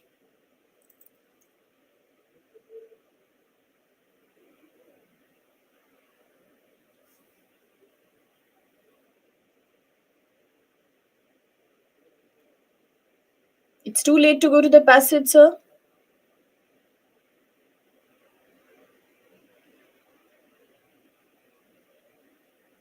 46% D, correct answer, good. A, 23%, I know what happened. 19% B, I don't know what happened. 12% C, I really don't know what happened. Okay, let's see what happened. According to the passage, poverty is not the main cause of malnourishment. But what is the cause of malnourishment? Why malnourishment happens? Looks like a PBQ, you are right, but cannot be called a PBQ because whenever there is a statement, 1, 2, or 3, it automatically assumes IBQ. Now, 1. Taking care of younger children or younger ones is not a priority for working mothers. Where in the passage did you see this? Kindly show me. 27% people have said it's A. So, where? And where did you use the rule? Where is it written in the passage that taking care of younger ones is not a priority for working mothers? Sure. Okay. Very often the mother is working and the responsibility of taking care of the child or feeding the child. Taking care of the child or feeding the child. Very often the mother is working and the responsibility of feeding the child or taking care of the child, feeding the child is left to an older sibling. When you say that taking care of a younger one is not a responsibility, sorry, priority for a working mother, you are saying that the mothers don't care, working mothers don't care for their children. That's not a priority for them. What do you mean by care? Food is one, education is another, hygiene is another, safety is another, emotional support is another. Then what are we talking about? How can you assume that just because they are not able, yes, just because you are not able to find time to feed your child, it doesn't mean you don't take care of your child. So that's where you got caught. I said it's a word game. It's a word game. Yes, you got caught there. That's not what the passage says, my dear. B2 or the passage never says 2. This is an easy knockout. Awareness of nutritional requirements or needs is not propagated, spread by public health authorities. Now, where in the passage are we talking about public health authorities? Kindly enlighten me also. Share some wisdom with me also. Where in the passage are we saying that we are blaming the public health authorities? Did anybody see it anywhere? How come I am not seeing? Public health authority? Where? Where? No. Where is it? Public health authority. Show me, show me.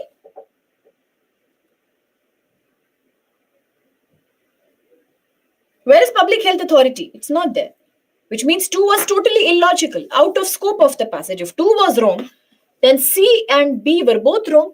Now it's about A and D. A, we know that it is something that is very, very narrow. It is a very general assumption. So therefore, even A, 1 is wrong and D is the right answer. I do. And you said that I have used rule number 1. So where did you use rule number 1? Where? Priority is not an extreme word. Is it? It's not. So, then what happened? Then what happened? Can we proceed before the break? One quick question? No problem. Oh, such a small passage for you. Come on. 2015 passage, please take it up. Okay, okay. I'll discuss after this with you.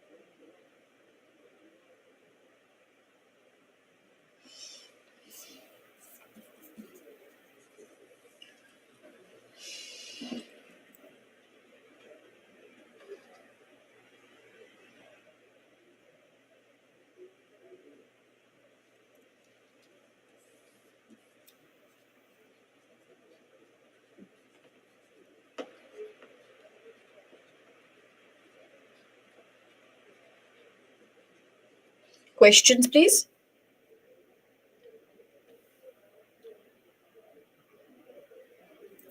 What does this say? Inference. It is clearly asking you logical and rational inference. If it is directly asking inference, it's an IBQ. Okay, inference based question. It is using the word inference.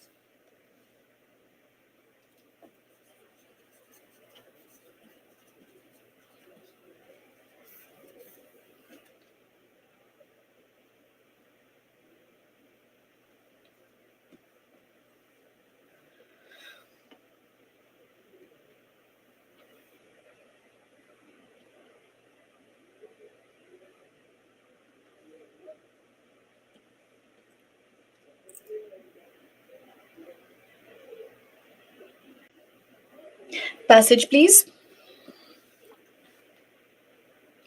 Total. Complete.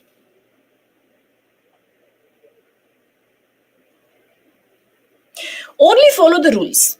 Don't take any extra tension. Only rules. Only.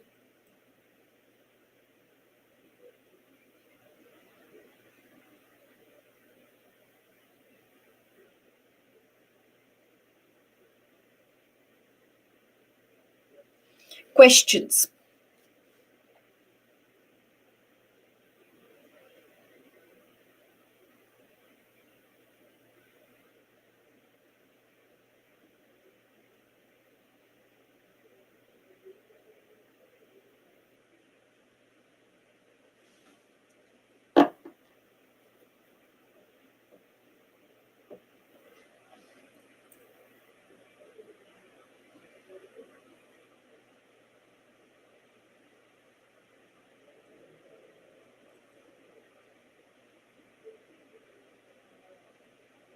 50% go with A. Very valid answer. Well done. Some of you, oh my God, 23% have gone with B. Lucky because they are online. C 13% and D 14%. So, my dear sweethearts who have gone with B, what is this? Those who have gone with C, what is this? As soon as we discuss rule number half, rule number one goes for a toss. Outside the window. It goes outside the window. That only happened. So B and C could not be correct only if we had focused this time deliberately. I did not write rule number, golden rule 1, golden rule 2. I just want you to remember on your own. That's why. So see, that is what happened. Exactly. B and C are extreme words, right? All is an extreme word, my dear. What happened? You're too tired? You're forgetting what to do? What should I do? So B and C you can rule out. Now let's compete between D and E, all right? So A says the true aim of the government is to secure. Secure means to get, to achieve, to bring the citizens their social and political freedom. Now, if you think that the word political is not clearly mentioned in the passage and the word social is not there, my dear, it is not a PBQ. In a PBQ, you will find the words exact in the passage, but you cannot expect the same thing with an IBQ. An IBQ means that. An IBQ means that. Indirectly, they will talk about it, but they will not use the same words. Now, let's see where have they spoken about it and why is D wrong. The best government is one that provides absolute security to the people of the country. Let's come here. Now, I'm exclusively talking about option number D. No problem, my dear. Look at this word. Absolute physical security. If that is true, then what is this? The ultimate aim of the government is not to control or rule by fear, not to demand obedience from people, but structure word, but conversely, opposite, to free every man from fear. Rule number 3, that he may live in all possible security. Please mark these words. All possible security. No, my dear, absolute is not an extreme word, but this option is giving you a very extreme feeling that I cannot deny. He may live in all possible security. They are saying all possible security and you are saying absolute physical security. If a government starts giving absolute physical security, then every individual will have 5 black-eyed commandos. And who will protect the commandos and who will protect those commandos? It's not possible. It's not possible. No government, no constitution gives any absolute right. All rights are subject to certain conditions. Even Article 21, right to life and liberty, has certain contradictions, right? So, logically, forget about that. Look here. He may live in all possible security. Now, they are saying possible, you are saying absolute. In other words, to strengthen his natural right. What is a natural right? A right by birth. It's your birthright, your fundamental right to exist and to work without injury to himself or to others. Is that not a social freedom? Yesterday I told you, what do you mean by the word social? Somebody asked, and I said social means something that's related to society. When you get a freedom in your society that you can work without injuring yourself and others, it is about social security. When in the last line, they say the objective of the government is not to change people from intelligent human beings into beasts or puppets. People should not become rebellious like animals, and they should not become puppets who should obey you. It should enable them to develop their own minds, develop your thinking, and your bodies in security, not absolute security, in security, and to employ their reason unstopped. What do you mean by their reason? Reason means to use your brain. It can be to select the government and to give votes. It can be to work. It can be to live, to buy property, for anything. It cannot be that. Is that clear? Is that clear? Bodies in security. It is not in all possible security. That is not possible. The half rule also says the same thing. Insecurity. Before that, all possible security. So therefore, the true aim of the government is to secure the citizens their social and political freedom. Yes, you have the freedom to live in all possible security, Your natural right to exist and live without injury to yourself or to others, to use your mind and your body, and to use your reason unstopped. That's all the government can do for you. Now, no government in the world will give you absolute physical security. That's not possible. That was smart. Article 17, huh? No, I agree, it's an absolute right. But even then, you see, when it comes to implementation, there are so many loopholes there also. Nothing is absolute, everything has some or the other thing in it. Yeah, true. All of the other options were sounding so absolute, so extreme. Yeah, that's true. No problem. No problem. Yeah, it was a confusing question. So now we can have the break for 15 minutes quickly and then quickly come back and take up another very interesting question, a super bouncer from 2015. Oh, last day also you need 20 minutes. I thought we'll do strict practice today. Or maybe you are too tired. I'm going to talk about it. I'm not going to rest in this break. I'll take action. Study material and why was yesterday's class rescheduled? I'm on it. Okay, so let's come back at 7:15 p.m. Please come back, my dear. It's okay. You take 15 minutes and come back. Okay? Try to come as soon as you can and we'll see and we'll continue the practice. No problem. No problem. See you.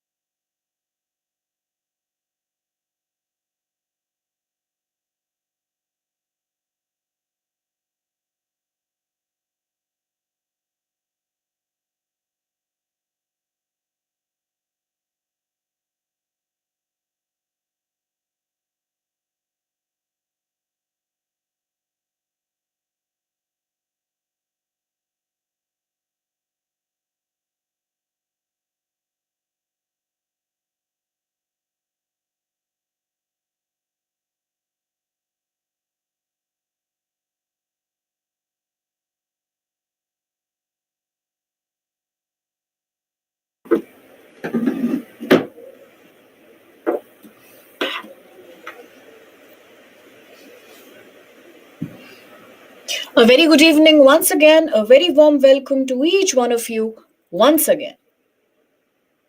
I hope you are ready for the practice, all relaxed and all fresh. Now, talking about yesterday's confusion regarding rescheduling of the lectures, I did not get any such feedback that there was any class that was rescheduled, because I think these RC classes were already planned, and I don't think we really changed. That's what they told me. And still, if you think that something has gone wrong, then I request you to please drop in a mail to the team itself at islive@byju's.com. I think they will respond you with the exact query about the rescheduling and the reassignment, because they said that they don't have any such information. And when we talk about the study material and the books, they are already working on it. The process has started. So in no time, that will be started as well. Because today itself, there was an agenda and some initiatives have been taken. So that will also be taken care of. No, for the preparation issues, you'd rather ask the faculty that will give you immediate response. Otherwise, you can. But for logistical issues, it's the best thing that you immediately drop a mail, and because they know, that what could be the possible cause. I think the delay was there last year. It was logistical delay, but now I think things will be fine. Okay. Okay. And that's what I asked them, but they said that we are not sure. So whichever student is having the query, they'd rather drop in a mail at at islive@byju's.com. Okay. Otherwise, you write to me also. I will also forward from my side. Apologies for all the problems that you had to face. They'll be sorted out very soon. So now coming back to the agenda of today's lecture, now that you have had a break, can we start with our practice, because today is the last session and there are some more critical passages pending for us. Okay. Yeah, I will give you my mail. Don't worry. I'm always there. I'll be available all the time, 24/7. That's not a problem. Okay. Wonderful. Beautiful. So now let's take up another passage. Let's see what passage holds for you. Thank you. This is a 2015 passage. Once again, health and nourishment. Slightly complicated. Try. I'll talk about that also.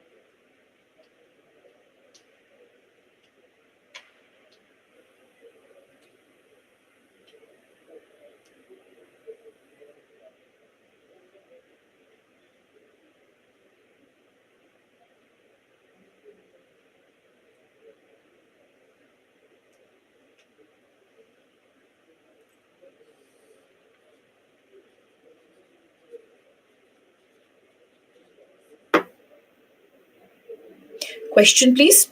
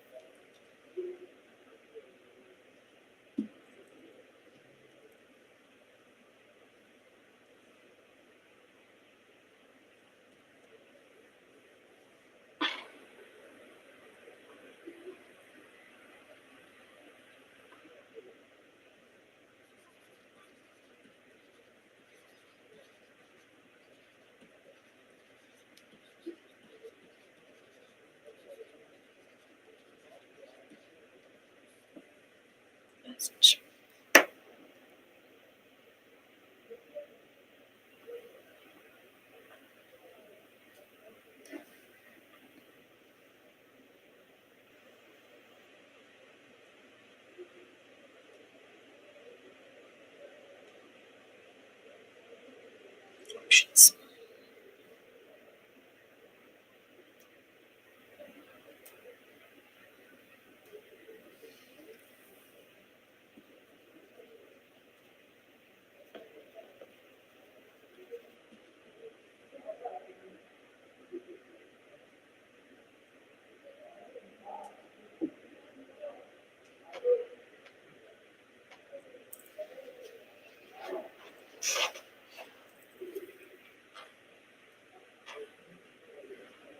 68% choose C. Valid answer. Good job. Very well done.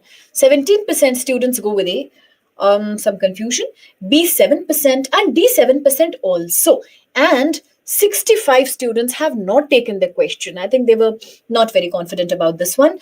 Okay. What's the inference? What's the most logical conclusion that you can reach on? In other words, what lesson have you learned from the passage? What did this passage teach you? What can you say I have learned? A. A lot of Indians are illiterate and hence they do not recognize, they do not understand, acknowledge the value of basic health practices. Does the passage say that? No problem. Does the passage say that? Officials believe, rule number 3, that the reason for this is the absence of steps, absence of initiatives, absence of steps to do what? To propagate, to spread basic health practices relating to breastfeeding, mother's milk, and immunization, vaccination. Is that clear? Now look at A. A lot of Indians are illiterate, and because they don't have education or literacy, they do not understand the importance of basic health practices. Is that there in the passage? No. Rule number 2.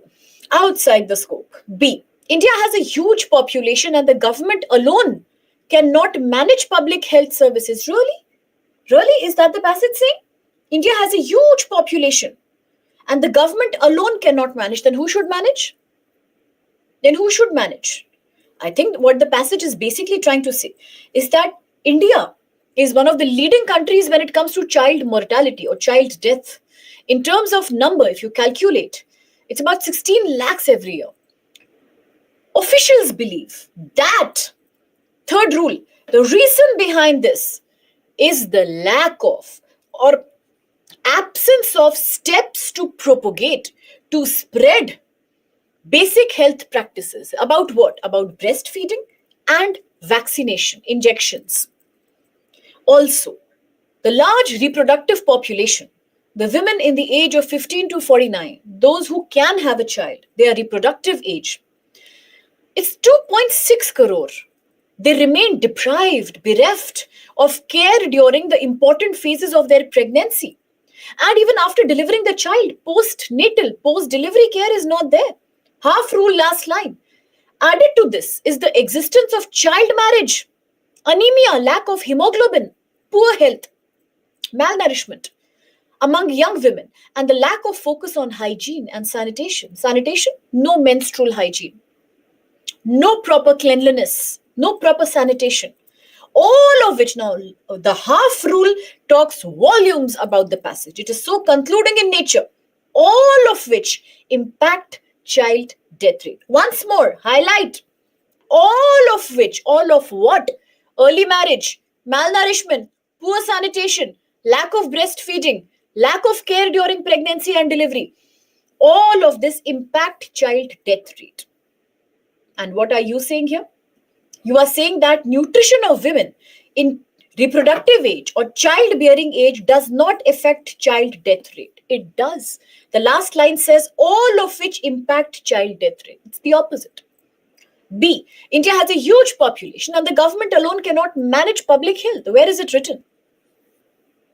It is complaining that there is an absence to propagate basic health practices. But is the passage telling you that the absence is on the part of government or NGO or civil society groups like self-help group or anything else, or village panchayat or whatever, or families? We don't know.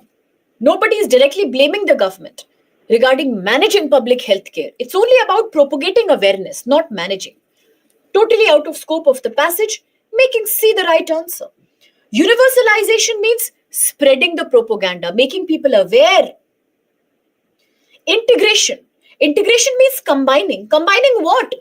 On the one hand, mother's health, on the other hand, child's health. Child will live long if the child does breastfeeding and he gets an injection. But a woman who is having anemia, a woman who is a child bride, a woman who is a teenage mother, a woman who doesn't know anything about nutrition and sanitation, what breastfeeding will she give? She is so unhealthy herself. So therefore, all of this impact child death rate. See, it doesn't matter.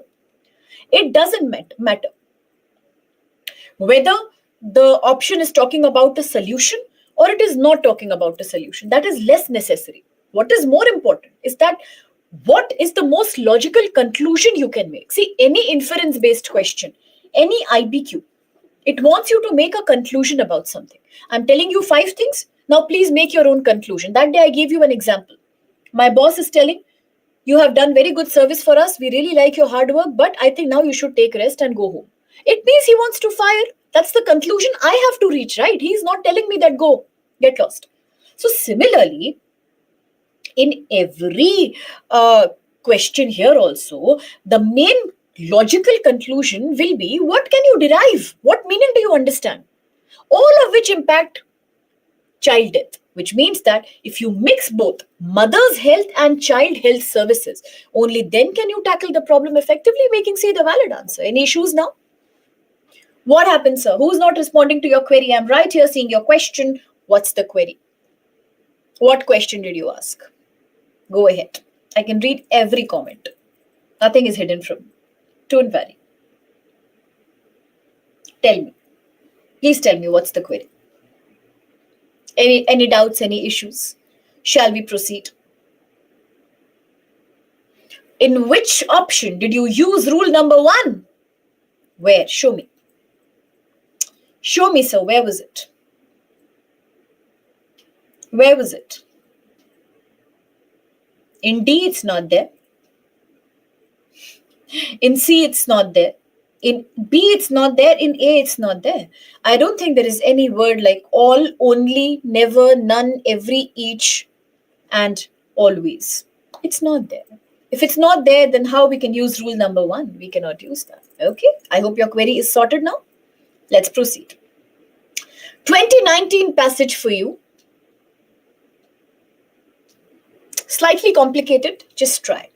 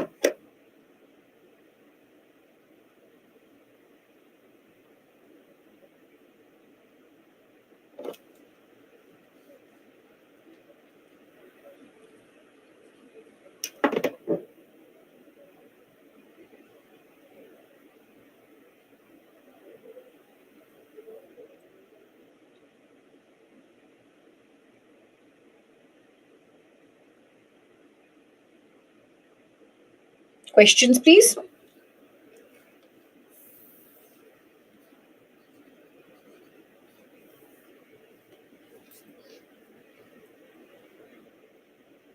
Very good. Okay, solve.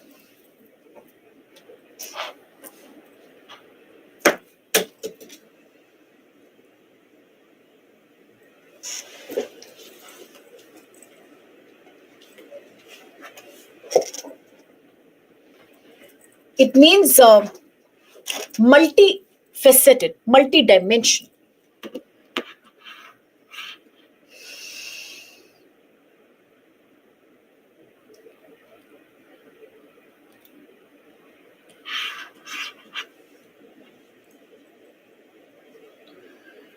Passage.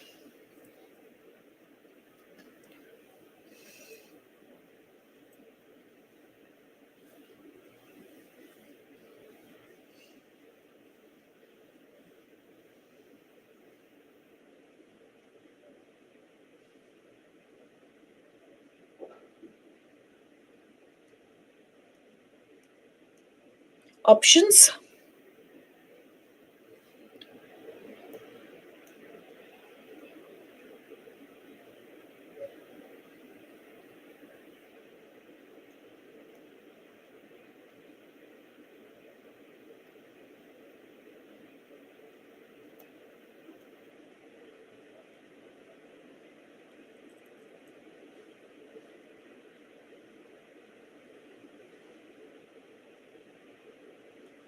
Okay.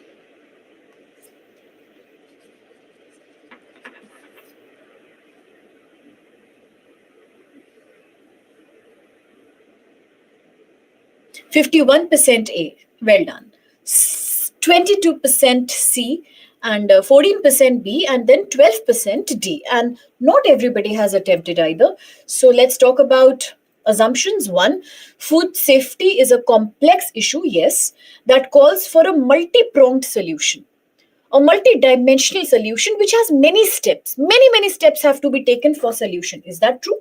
Yes, because from contaminated groundwater to poor hygiene to poor storage, there are many factors. Itself, they are saying there are myriad factors. Myriad means many. There are many factors that need to be regulated and controlled. Many factors. If there are many problems, solution has to be multi-pronged.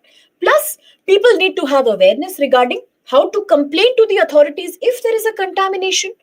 Surveillance, monitoring of food-borne disease involves a number of government agencies and a good training of inspection staff.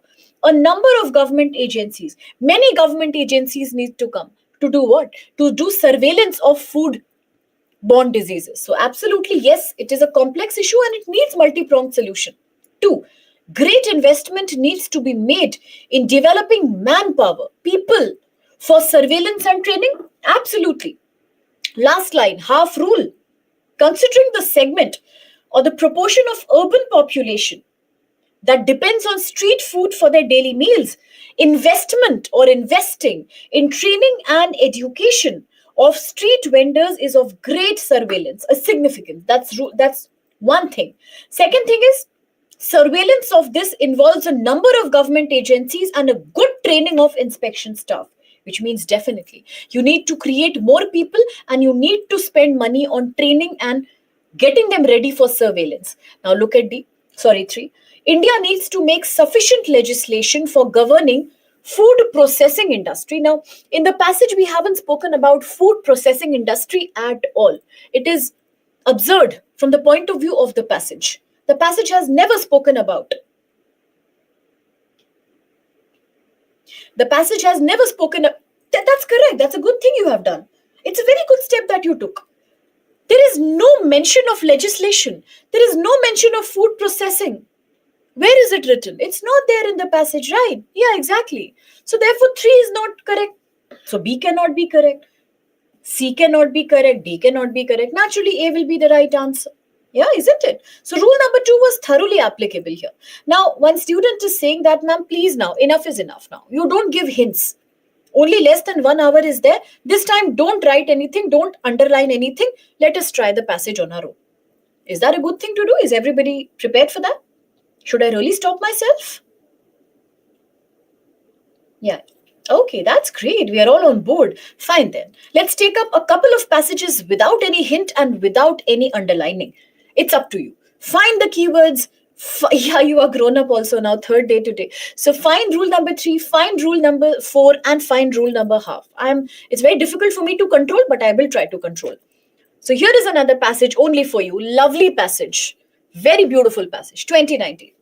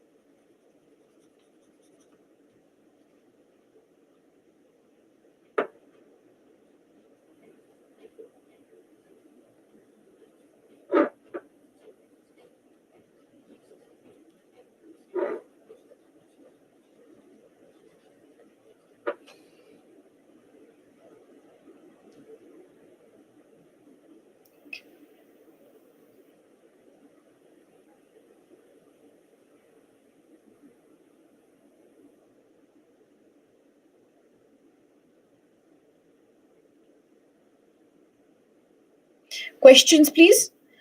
Ostracization, the process by which you stop talking to people, you throw them out of your contact, you abandon them.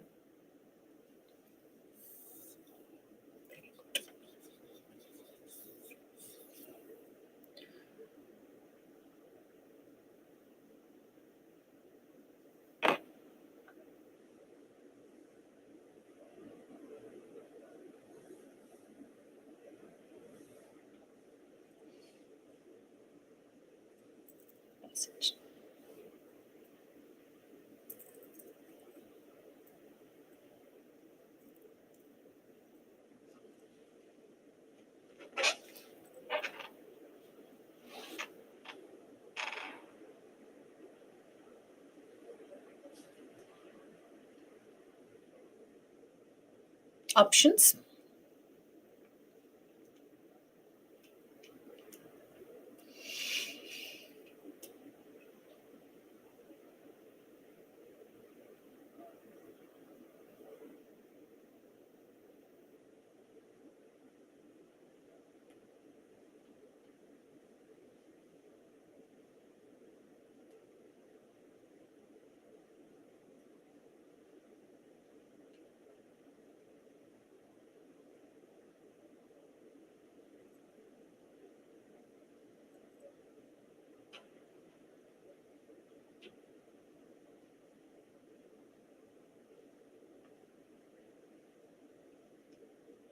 %62 B. Very well done. Very good. 19C, 16D, not everybody attempted, and 4% A. And it was so difficult for me to control myself seriously. You have grown up. I am not prepared for that, I guess. I'm like constantly my hand is going and I'm stopping myself. Okay. B is the right answer. Very, very, very well done. Now, why is D been selected? My dear, what is this? For those who selected D, I would just remind you of rule number 1. Rule number 1, extreme words are not allowed, my dear. So India will be free from disease like TB only. So there's an only, D goes out. Talking about C, government's surveillance, which means government's monitoring mechanism, process is deficit. And poor people have no access to treatment. Really? They have no access? Then what is this? Then what is this? The truth is that Rule number 3, how I have controlled myself, you have no idea. You will never understand my feeling.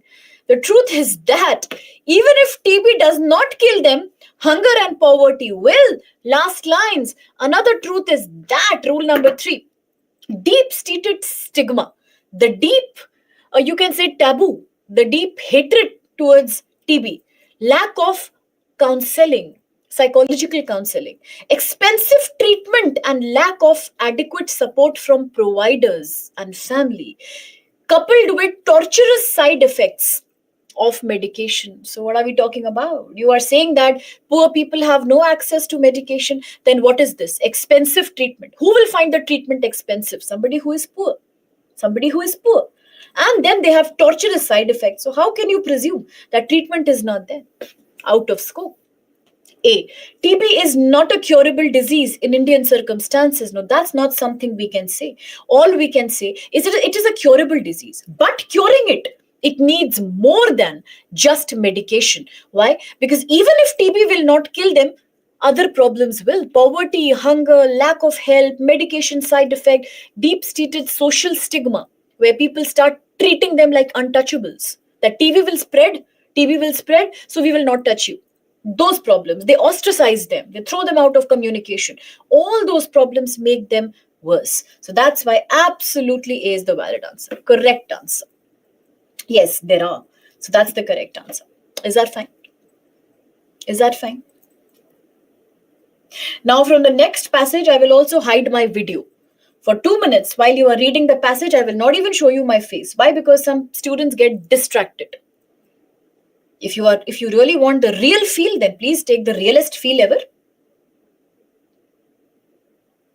They don't even see me, no, then. No hints, then I can't control myself. I'll go and underline. So better still, I'll hide for some time. You focus on the passage. I'll come back once the passage is done. Is that fine?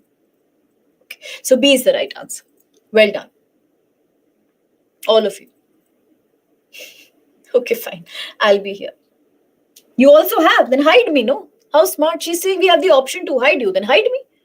Then why should I take the pain? Please hide me from next question onwards and only focus on the question. Here is, this is something else. Okay, let's come back here. 2017 passage coming for you. Short and interesting. Take the passage, please.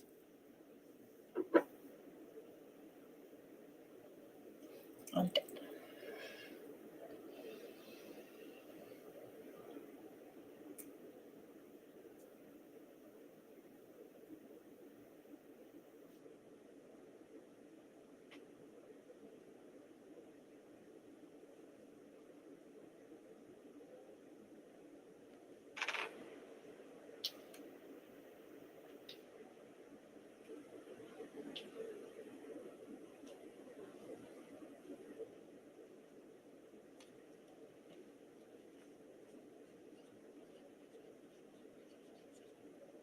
Questions.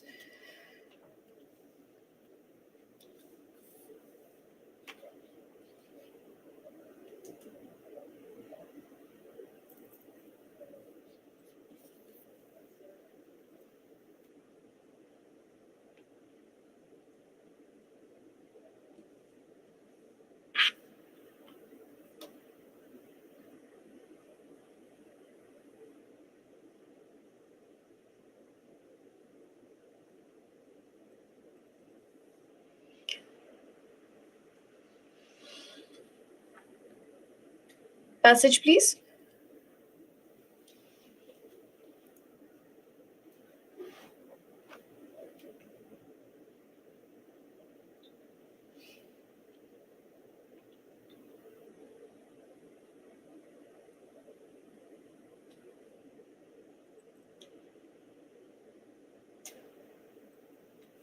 Options, please.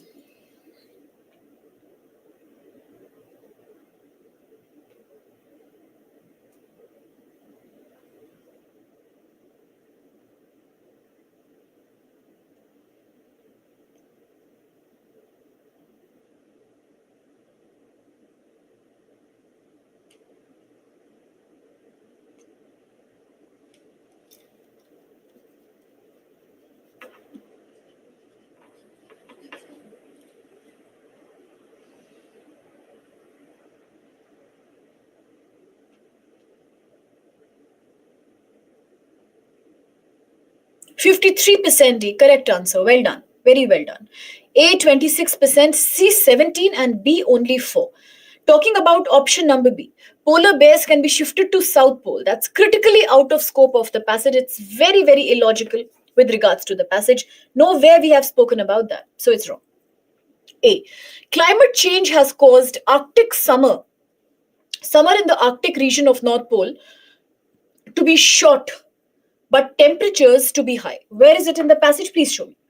During the summer in the Arctic Ocean, ice has been melting earlier and faster, which means because of summer, temperature is rising. Yes. So what is going on? Ice melts very quickly and very fast. And the winter comes very late. The winter freezing has started coming very late. And in the last 30 years, the level of summer ice has come down by 30%. So where are we saying really that climate change has caused Arctic summer to be short but temperature to be high? Where are we saying that? We are saying something opposite. Ice has been melting earlier and faster and winter comes late. Which if winter is coming late, which means summer is longer. How can you say summer is shorter? Out of scope. 2 out of scope. 3. 3 is extreme. Without the, not rule number 1. No. Extreme feeling is coming. Think about it. Without the presence of polar bears, food chain in the Arctic will disappear. Half rule. The length of period of summer. See, again, opposite of option number A. The summer is becoming more lengthy. The lengthening period of summer melt. Ice is melting because it's hot. Threatens to undermine. What do you mean by undermine? Undermine means finished? Disappear? Devastated? No. Undermine means to reduce the importance of. To slightly degrade something. I can give you an example. Please don't undermine the power of Indian athletes. Please don't undermine the power of India's natural ecosystem. When you are trying to say something is weak, something is not good enough, undermine the whole Arctic food web, at the top of which, if this is the whole food web, at the top of which polar bear is there. So naturally, what do you mean he's on top?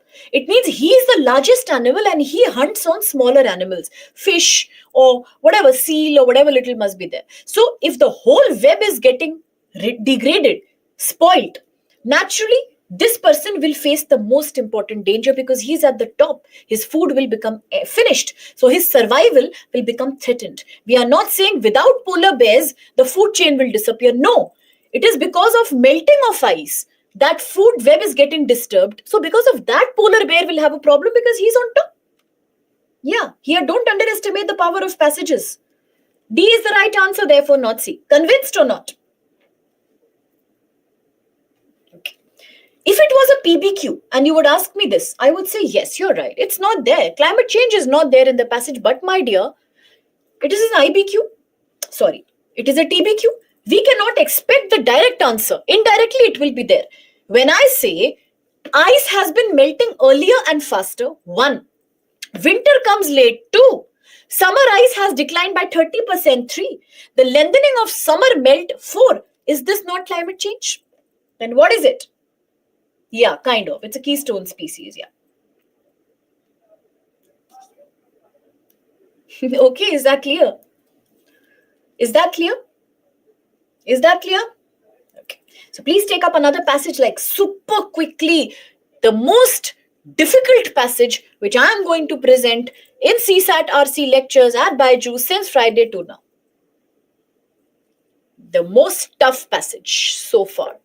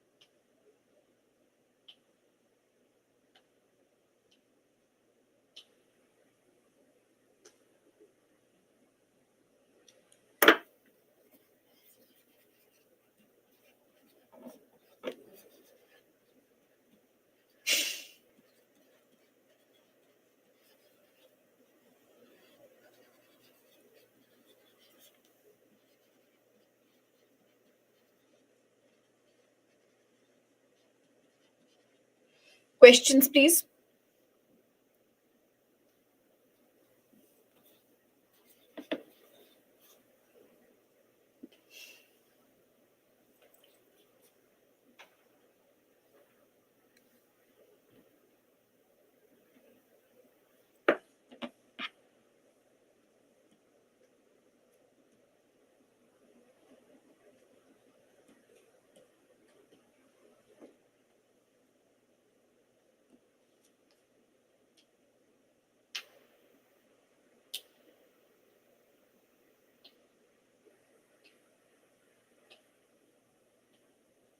So refresh your link.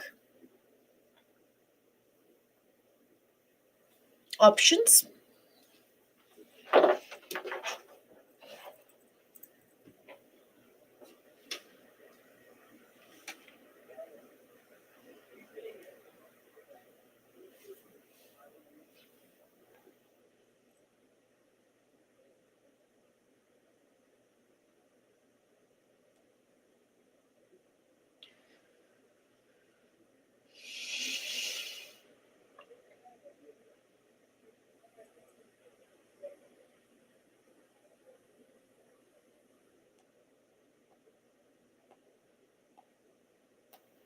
Okay, for a second passage, please.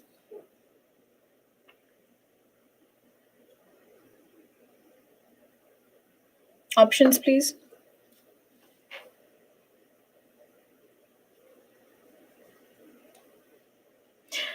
Wow, that's amazing. 50% have gone with C. Seriously, this is a surprise to me. In no other batch have I seen this much high response for 50 for C option. That's really good. 27% A, 15% B, and 8% to D. And so many did not attempt. I can understand. It's a tough question. Definitely. It's super confusing. Before we break down the passage, it's an IBQ. Why will D not be the right answer? Because in the passage, definitely we have not spoken about high yielding variety. Have we or have we not? We haven't. Not even one. Directly or indirectly, we have not spoken about genetically modified crops, GM crops, or high yielding varieties. So definitely D is ruled out. Let's talk about A. We must create conditions for faster growth, quick growth of highly productive service jobs to ensure employment. Till here, it's correct. Growth and inclusion is my problem. That's why it is not correct. Now, why? Because clearly the passage is telling you with regards to service jobs, half rule last line, service job is high productivity. What is a high productive job? Which gives you a high salary, which gives you good social security, pension, PF, maternity leave, retirement benefit, and medical leaves. But structure, word, argument changes. Employment growth in service sector has been slow in recent years. Plus, here the main problem is the massive population. More than half of our population that depends on agriculture. That's one thing. No problem. More than half of our population is on agriculture, but structure word. When we compare with other countries, we learn that this is the crux of the passage. The number of people on agriculture has to be reduced if you want to improve their per individual or per capita income. If income has to increase, number of people have to go down. Where will they go? You can ask them, go out of agriculture. But where will you send them? That's the problem. There are two options we have. One thing is jobs that are getting created in the industrial sector. Industry is creating jobs. But what kind of jobs? Poor quality job, low productivity job. Now, the street vendor is also working. Taxi driver is also working. Domestic maid is also working. Oh, who are these people? They work in the unorganized sector. There is no formal job here. No white collar job. They are working. But what kind of work is that? Low productivity, non-contractual. Do you give a contract to your housemaid? No. You can pay her whatever you want. You can fire her whenever you want. This is called low productivity job. Unorganized sector job. There is low income here. There is no social security, no protection, and no benefits whatsoever. So now you see the condition graphically. Now, long back, okay, I'll tell you this later. Listen to this. Agriculture is the main problem. Majority of our population is here. But if the income has to increase, number of people has to go down. What is the option? Send them out. Send them where? Send them to industrial sector. Yes, they will get job, but what kind of job? poor jobs. There is no use. That will not help them. They will not go. It will not work. Now, the next option is what? Service sector. Service jobs are comparatively, relative is comparative, comparatively good productivity job. Everything you will get. But there is hardly any job opportunity in this sector. So, what to do? When you know you have to send these people out, but you cannot send them because on the one hand, poor quality jobs they will get. On the other hand, they will not get jobs because there is hardly any opportunity. Plus, people who work in the agriculture sector are not the kind of people who will be able to enjoy service sector jobs. They need education. So how can we say that we must create conditions for growth of highly productive job to ensure employment and inclusion? Employment might be there, inclusion cannot be there. How can you include everybody in service sector job? Most of them are illiterate, uneducated people practically. They are agriculture people. B, we must shift the farm workers to highly productive manufacturing sector. Is the passage talking about manufacturing sector? Think and tell me. Manufacturing sector. In Hindi, it's called Vinirman. Is the passage talking about manufacturing sector? I don't think so. The passage has spoken about agriculture sector, industrial sector, service sector, unorganized sector, organized sector, but I don't think the passage has spoken about manufacturing sector, not at all. So therefore, this is totally out of scope. Now let's come to C. I always told you, whenever you have to do an IBQ, you need to make sure you are trying to reach a logical and the best possible conclusion. No, not necessary. Not all industries are into manufacturing, not really. So therefore, what is going on? Logical conclusion means what could be the best solution now? We must create conditions for faster growth of productive jobs. Now, this is the crux of the passage.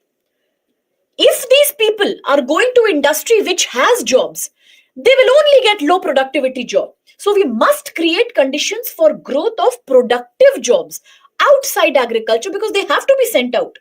But since majority of our population is in agriculture, we must also improve agriculture's productivity. What choice do we have? How can you send so many outside agriculture? We are saying more than half of our population depends here. We cannot suddenly send them out. So the good thing is a balanced growth.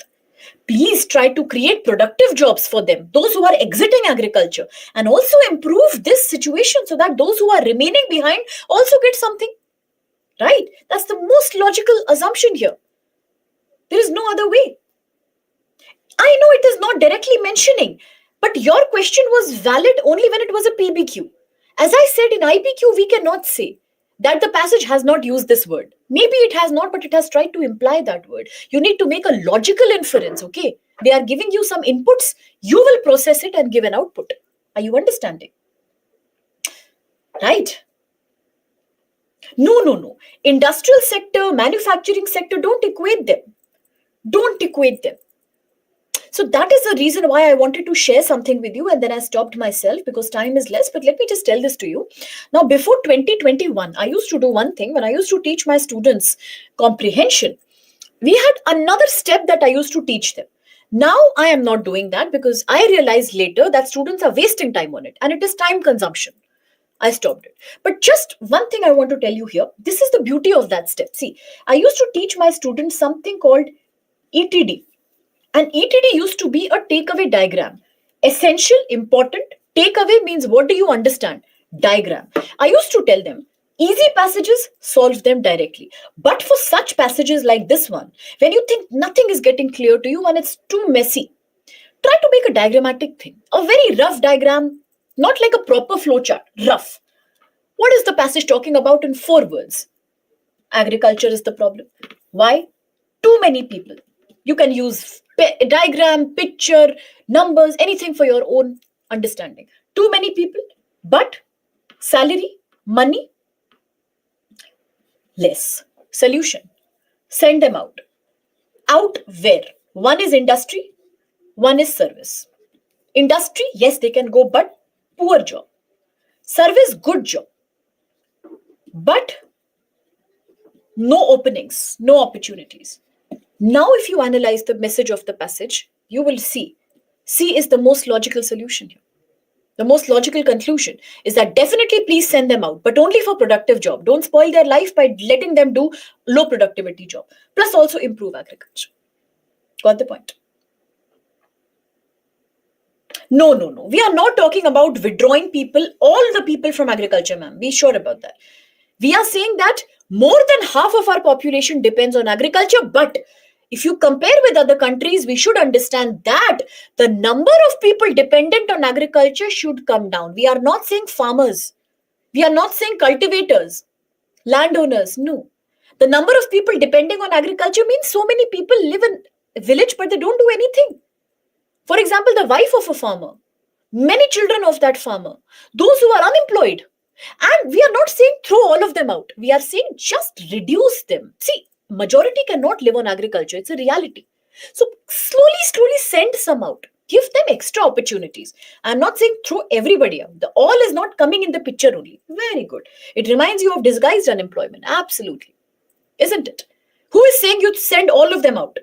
You can't say today the village should be empty, get lost, guys. We can't say that. Only the most of them are dependent, reduce that dependence. Then only they will earn proper money, no. So where will they go? You only see what is the problem here. And that's why C is the right answer. Now for those who are still not happy, I can understand your problem. This passage has given lot of traumatization, lot of pain to so many people. You're not the only one. It's definitely one of the most difficult passages we deal with in CSAT. It came in 2017, but its level is 2020. My students used to joke, this should be in 2020. It is very tough, but at least majority was right and you tried. So quickly, let's move to the next passage, 2022.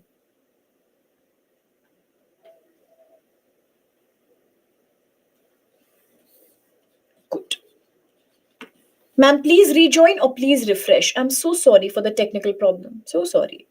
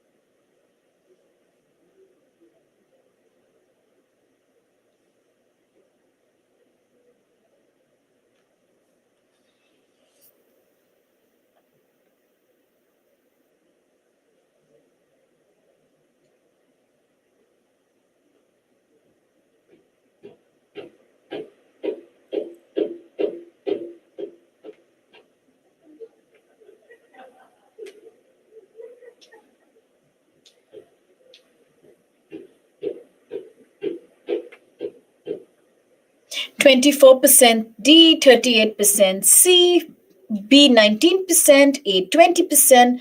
So the correct answer as per the UPSC official answer booklet is D.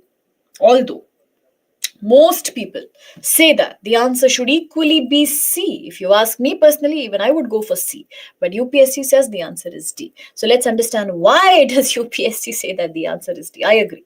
A is 20%, B is 19%. Now, the passage says with steady economic growth, with so much economic growth, people are getting more education, more, even I chose C when I was solving, don't worry. Skill level and number of families was increasing so much. What is the result of so much money that new middle class is getting? New kind of foods they are consuming, energy they are consuming in terms of gadgets and lifestyle. People are eating more protein based food. And anything that is protein based food will actually need more water to produce rather than food which is less protein. Half rule, last line, increasing use of electricity and electric machines and vehicles. Once again, it needs more energy, and generation of energy needs water. So, all in all, the problem is with changing lifestyle, changing diet, people are doing things which lead to water wasting. Very good. Very good. In one word, you said so much. It leads to water consumption and water wasting. So, therefore, water management practices need to change too much, remarkably, in the coming years. Why? Because slowly, this middle class is totally changing. That's why. B, absolutely illogical. India needs to focus on developing agriculture productivity and capacity for more energy generation. That's not what we are talking about, that we need more energy generation capacity. Not at all. C, mod A, people should be requested or persuaded to continue with mainly Indian traditional diet. No, that is not the main idea of the passage. No, you can differentiate. It all comes with practice. But trust me, when I was solving, I chose C, and most people chose C actually. And in fact, I was expecting that when UPSC answer booklet come, the answer will come like C or D. In many questions, they give two. You can choose, but this time they said it's D. So the logic is that it's all about water wasting. Yeah, it did. But even the passage is saying la exponentially. Too much change has come. So therefore. So on that note, let's quickly deal with one more passage here.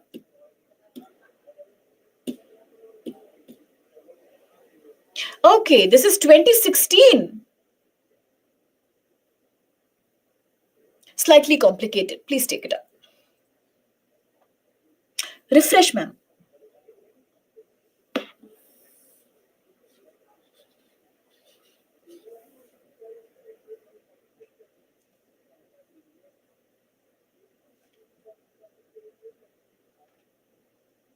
Good.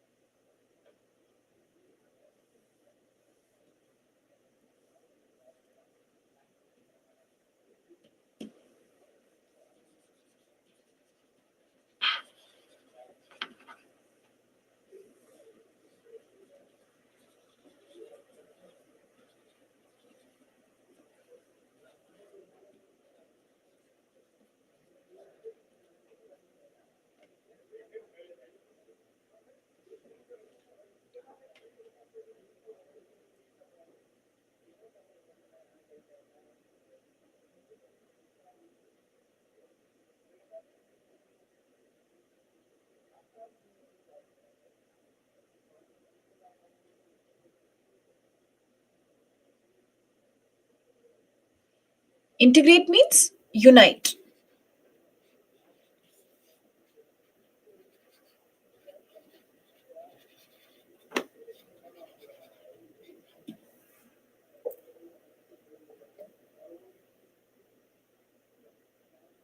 47% D, correct answer.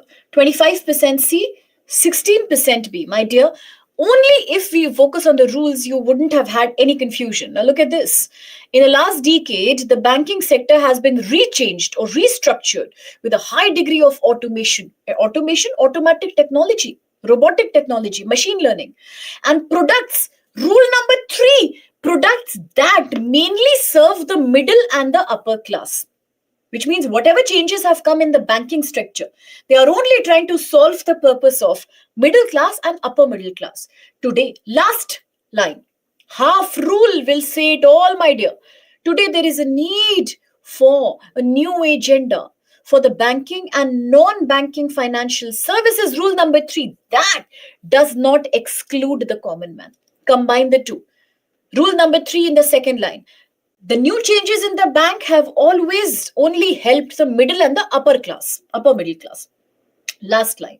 Today we need a new agenda which is trying to not exclude the common man. So, which means common man is not getting any benefit. So, therefore, there is a need to promote financial inclusion. You need to include the common man also when you do banking restructuring or changes in the banking structure. It says it all. A, need to promote more automation and more bank products? No. Passage is not saying that at all. It is just saying today there is a need for this agenda. Read the rule number half. Last two lines are ultimately important. Today there is a need for a new agenda. Which does what? Which does not exclude the common man. That, rule number 3. Only from rules you can do it. B, a need for radical change of our entire public finance system. We are not talking about entire public finance system. We are only talking about banks outside the scope. C, need to integrate banking and non-banking institutions. No. Only there is a new agenda needed for both banking and non-banking institutions, which include the common man. There is no need to integrate anything. Rule number 2. You refresh your link. Whenever you feel the link is getting stuck or the screen is getting stuck, could be a technical glitch. Just quickly refresh. It works. Absolutely. Absolutely. Oh, this is such a delightful passage. 2016, please take it up. Please take it up. Quickly. Yeah. It's a unique passage, my dear.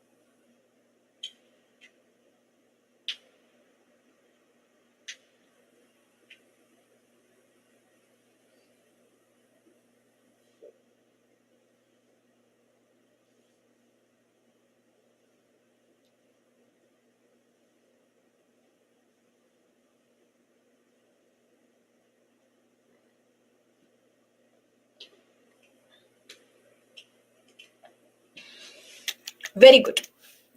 73%, above 70 is like, wow. 73% have gone with B. Brilliant. Nothing short of brilliant. A, 0%. Wow. I'm so happy and I'm so proud and I feel like I am so successful. For some reason, that a lot of happiness is coming. C, 10%. And D, 17%. Okay, no problem, but still very well done. Now, we all know that no matter how good it sounds, no matter how logical it is, but option number 1 or statement number 1 has an extreme word. Rule number 1 or the golden rule number 1 only. So therefore, no matter what, it cannot be correct. If 1 is wrong, then A is wrong, C is wrong. Let's check 2. There is a need to promote greater awareness on safe sanitation practices in urban areas. Let's focus on the rules. Safe and sustainable sanitation in slums has numerous, immeasurable, you can't measure that, so many benefits to women and girls in terms of health, safety, privacy, whatever. However, structure word, rule number 4, women do not feature, women are not highlighted in most of the schemes and policies on urban sanitation. Rule number 3, that even now manual scavenging exists shows that Not enough has been done to promote modern toilets and discontinue dry toilets. Last line. Half rule. A more sustained and rigorous, a strong campaign needs to be launched towards right to sanitation on a large scale. And this should focus mainly on the abolition of manual scavenging. And that's what confused you. But no matter what, if there was an extreme word, it could not have been correct. So that's why 2 is logical. Why? Match it with this. Rule number 4. However, women do not get covered in most of the schemes on urban sanitation. So, therefore, when you talk about sanitation in urban areas, there is a need to promote greater awareness because women need it. It is important for them for safety, health, privacy, and dignity. Is that clear? Is that clear to those who were confused? Okay. Happy?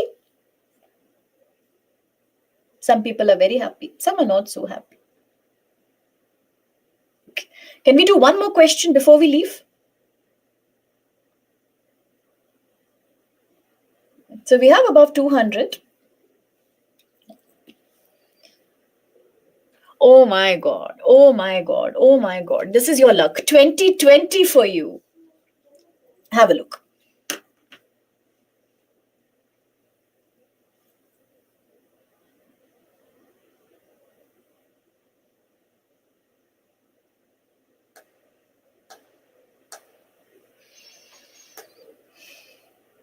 I'm not sure, ma'am. Some teachers say yes, some say no. Not sure. Good.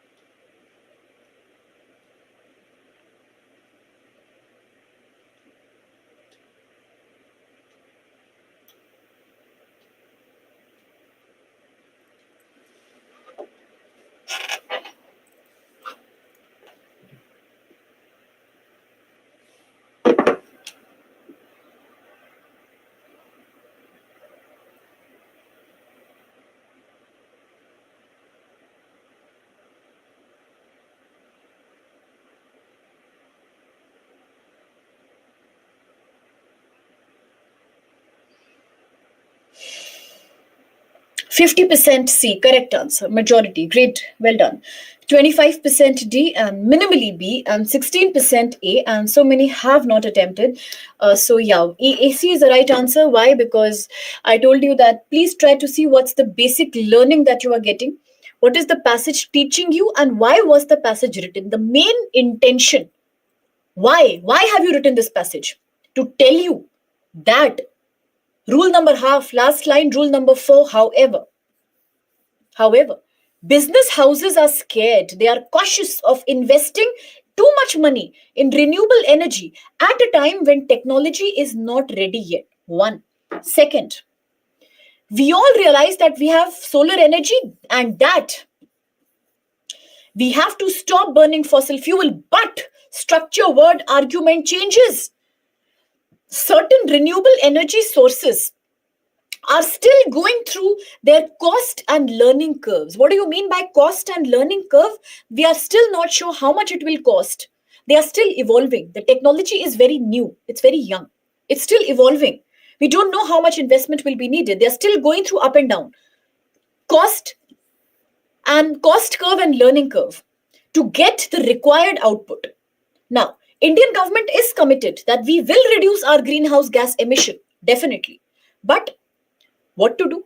It has definitely promoted gas-based economy also, and too much it has invested in new energy.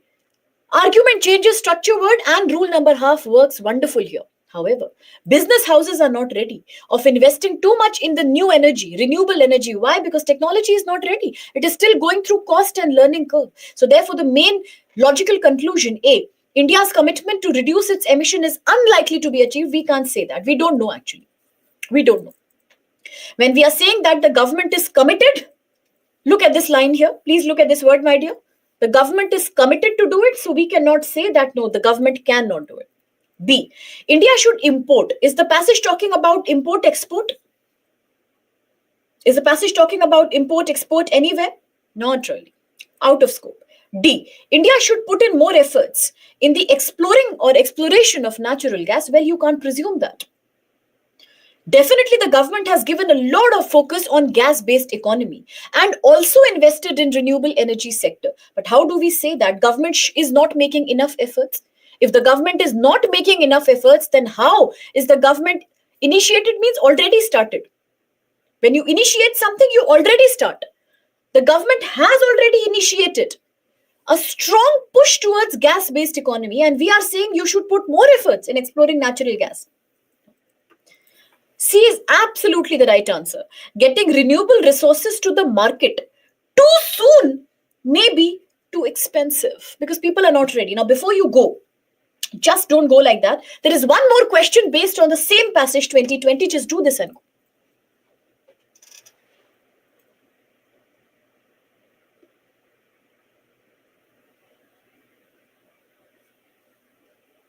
That's so sweet of you, sir. Thank you.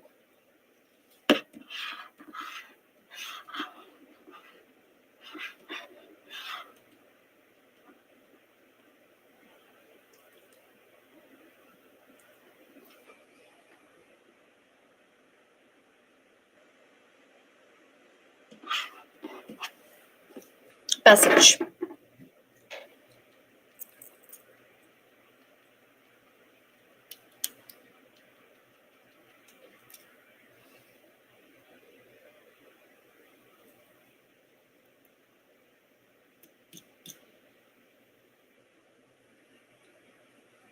Options.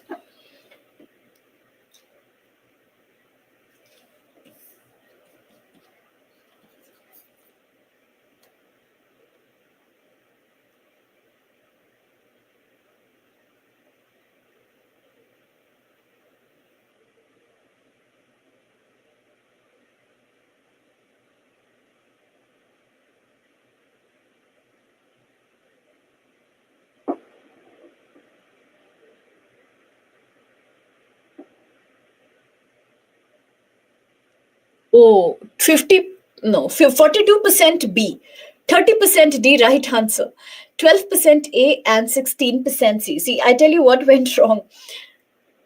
IBQ. 2. India's commitment of reducing emissions by 33% shall be on the basis of gas-based economy. How can you say that? Why only gas-based economy? Why not on renewable energy also? Look at what the passage says. India is committed to reduce 33%, and for this, it has initiated a strong push towards gas-based economy and has also invested heavily in renewable energy. So therefore, it's only semi-correct.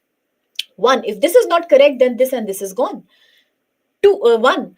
Governments often provide inefficient and costly subsidies for technologies that may not be ready in the near future. One thing is that we don't know from the passage that the government is providing subsidy or not. We don't know. We just know that the government has invested heavily in the renewable sector. How it has invested, you don't know. Whether it's through subsidy or something else, that's presumption. Another thing is, how can we say governments? We are talking about Indian government. We can't say governments. We are not talking about many governments. We're just talking about India. Plus, how can we say that subsidies are inefficient?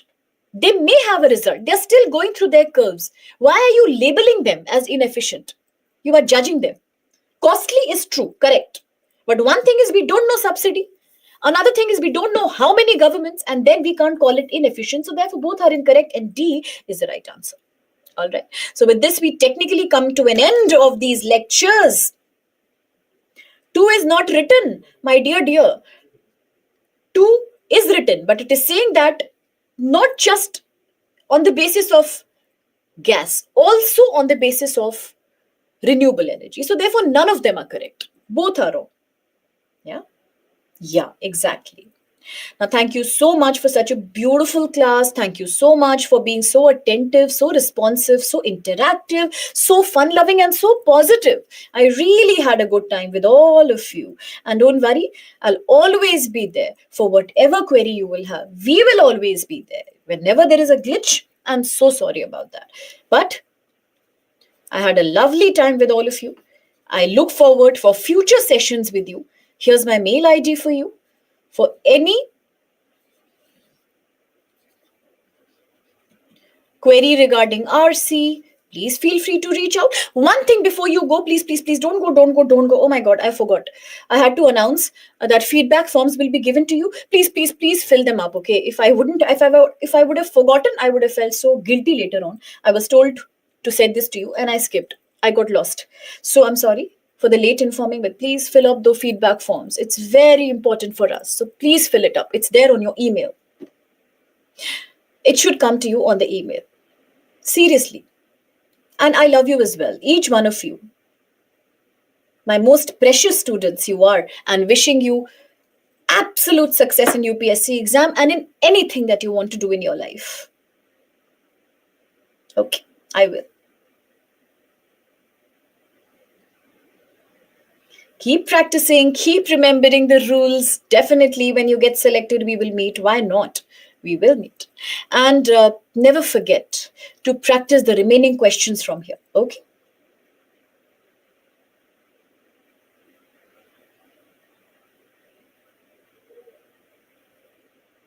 Okay. All right then. Have a happy festival. God bless all of you. Good night. I will reply. Definitely I will. Good night and take care and have a beautiful life ahead. Miss you so much. Have a beautiful life ahead. It's right here. It's right here at byjuice.com. Bye-bye.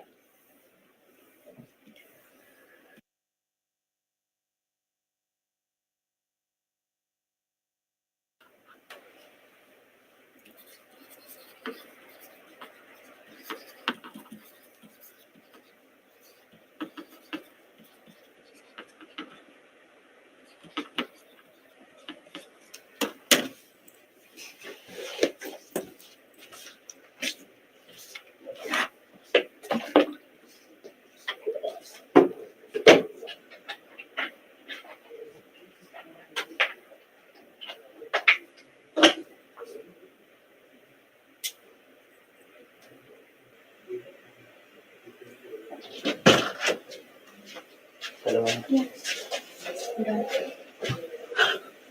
I forgot the announcement. Now I remember. Oh, I did. Someone's webinar? yes, Chetan sir.